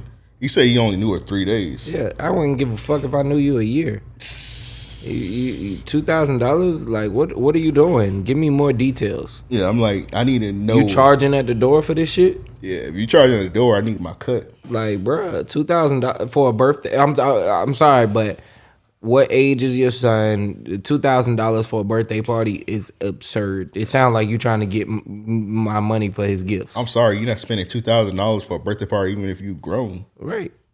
Like, nigga, kid. Damn. Fuck them kids. That's what I would have said. Yeah, kid birthday party. What you need? Cake? Get one of your drunk uncles to put the Elmo costume on. Yeah, like straight $50. Up. This shit, you see what them niggas be doing at the Mexican parties. Exactly. Mario be going crazy off them tacos. Mario be pop locking and get one of your, get somebody to wear one of them shits. I'm telling you. You don't need 2,000. She said, because the woman you are pursuing has a child and we are a dual package. 3 days in. Right there, I would have been like, "Oh, you must got me fucked up." I was like, "Where that little nigga daddy at?" He said you might just have to have a little cake and ice cream at your place. Yeah, that's the realest shit. Let me ask you a question, Joe. Let's say you was dating you trying to pursue a young lady. You only knew her 3 days, and her son's birthday party coming up, and she did ask you for some money. Would you give her some? No. No money. No. 20? No. I mean 20. I mean that's probably. You know, but I'm crazy? just saying, like, if it's like, honestly, if it's over like, if it's over 20, I might be like, look, I got some old toys. You know what I'm saying? Like, my question gonna be, I'm gonna give you 20, but I'm like, what is that 20 gonna do for you? Yeah, What is that about to buy some plates? I'm finna come if I gotta invest in your son's birthday party. I'm coming to check out the venue. You know what I'm saying? Who the DJ? I'm bringing the homies. What's going on? Yeah, you better have enough cupcakes. Sick world we living in where, hey man, these women not afraid to ask money. Nah, sick fuck, world we living in. Bruh. I blame JT and Carisha. I don't know who to blame, man, but somebody got to put an end to this shit. I blame that Carisha Please show also. I said, Carisha, please. I'm leaving on this, man. I think y'all talked about it last week. Why would they give the little BET award to Carisha Please? That show's only like 4 episodes deep. Right. That was like, I know I'll talk about Drink Champs. Drink Champs have his issues with Nori. Yeah. But like they have the best guests on a hip hop platform. Like 100%. They have like groundbreaking guests, and them having to share their award with a show that's been on for like 4 episodes. Yep. From a chick that barely knows how to interview anybody. Oh, she does not know how to interview. She makes all her questions about her pretty much. Yep. She does not know how to interview. If I was Nori, I would have said something. And he probably really can't because he's on Revolt too, and that show's on Revolt. Right. He probably, and that's Diddy girl, and Diddy's his boss, so he really can't say nothing. But like, I'm pretty sure Nori got to be mad if I had to split that award. I would have been mad as fuck. Because yeah, like you say, she ain't put in no work. I don't even think she takes the show serious as of yet with the magnitude that it's gotten to. You know what I'm saying? Like, it definitely has grown, but that's all Diddy doing. You know what I'm saying? Diddy fucking her. So as Diddy done fucking her, that show over. Yeah, it's gonna tank quick, immediately. No, I'm saying it's over because that shit on his network. True. So that shit like 4 episodes. That shit probably gonna last about 10 episodes. Yeah, I couldn't even see that. They might cut that shit short, like 7 episodes, and tell us it's another season coming. Hey man, get off the boo boo, man. But you think Kodak Black was on to something? Oh, I didn't. I had that on my list. Yeah. Oh, I had that on the topics. I forgot. I just thought about it. I'll run through it real quick, man. So Kodak Black, he got mad, and I talked about it in the Discord also. So Kodak Black, he mad because he lost hip hop song of the year. Mm-hmm. I don't know all the people in the categories, but Lotto won for that ass song she made, that Energy, whatever that shit called. Yeah. Big Dick Energy, whatever the shit called. I don't see how that could win. It won, but I feel like Kodak was definitely right. But to me, I feel like Future should have won that because the Future song "Wait for You" was the bigger hit. Yeah, definitely. It went number 1. It was the number 1 song in the country. I think it was like the number 1 song in the country for like multiple weeks. Yeah. Now Kodak's song "Super Gremlin," that was a monster hit too. Yeah. Like that. Like I ain't gonna say it was a song of the summer, but like that was like one of the biggest songs of the summer, and it peaked at number 3 on the charts. It was a way bigger hit than the Lotto shit. Yep. So I feel like Future had more of a like grape to win. Right. I think Future and Kodak both had grapes. I feel like they should have gave that to Kodak because they had Kodak perform the song at the award. And then like that would have been that would have made so much more sense. But BET be making some dumbass decisions. So and you already know, man. You already know why Kodak mad at her. because she said that shit about the rapper trying to fuck. Yeah. And everybody assumed it was Kodak, and she ain't say nothing. She ain't Right. trying to help this man today. Yeah. She just let that nigga drown. So that I understand why that nigga salty about that. But the fact that she won that song for that song didn't pop off like that. Right. Matter of fact, I remember when it came out, everybody was like, this song is ass. It was ass. Yeah, the song is terrible. Like, why did that win? I don't get it, man. Like, and then I'll say this, man. I ain't trying to sound like a coon or nothing, man. Y'all gotta stop caring. Y'all gotta stop caring about the BET Hip Hop Awards. Y'all gotta stop being mad because they gonna do what the fuck they want to do, and they gonna just they not gonna do shit right. Yeah, just watch it for the entertainment. Yeah, every year they're gonna do something to piss you off. The category is not good. They just do anything. So it's like no point even getting mad. Now the BET Awards, I feel like the BET Awards are good. Yeah. Hip Hop Awards are shit. The ciphers are ass now. Yeah. They had this nigga Meek Mill was mad. They had like his baby mama. His baby mama not even a rapper. They gave his baby mama a cipher dissing this nigga. That's dumb. Yeah. Since when y'all niggas let baby mamas rap? Yeah. They had Uncle Clifford up there. That was just unexcusable. Now they always do that shit where they had like TV show people. I remember one year they had like the Hamilton cipher, but that was terrible. They had like Lil Wayne daughter rap. She had her own.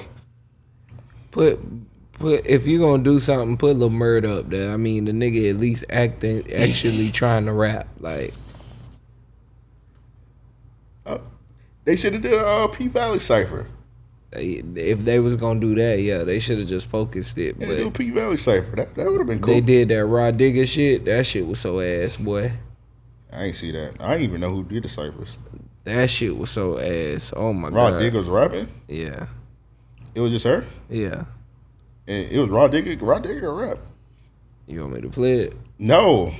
I feel like I'm gonna have secondhand embarrassment. Yeah, bro. It was bad. I'll take your word for it, man. It was bad.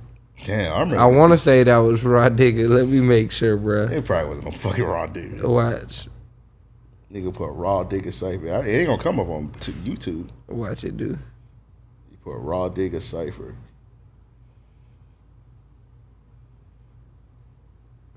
I don't see nothing, bro. Nah, that wasn't her. Hold on. So Joe think all black women look alike. So remember right, that. Hold up.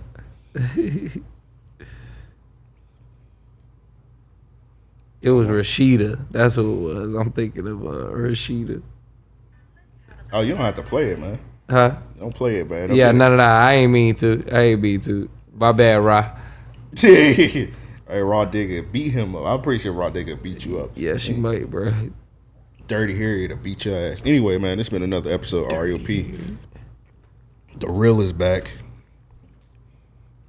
The Real is back. Can we, that announcement, you know what I'm talking about, the whole distribution shit. Can we talk about that next week? Yeah. All right, so we got an announcement next week, so look out for that. Sign up to the Patreon, patreon.com/REO Podcast. Get on it, nigga. Yeah, man, we about to put the foot on next, man. I'm back in this bitch. Jump on the Discord, you know what I'm saying? We got shows popping. We got some events we about to talk about. There's a lot of shit coming, man. Just know that we on the grind. If y'all, if y'all ain't with us,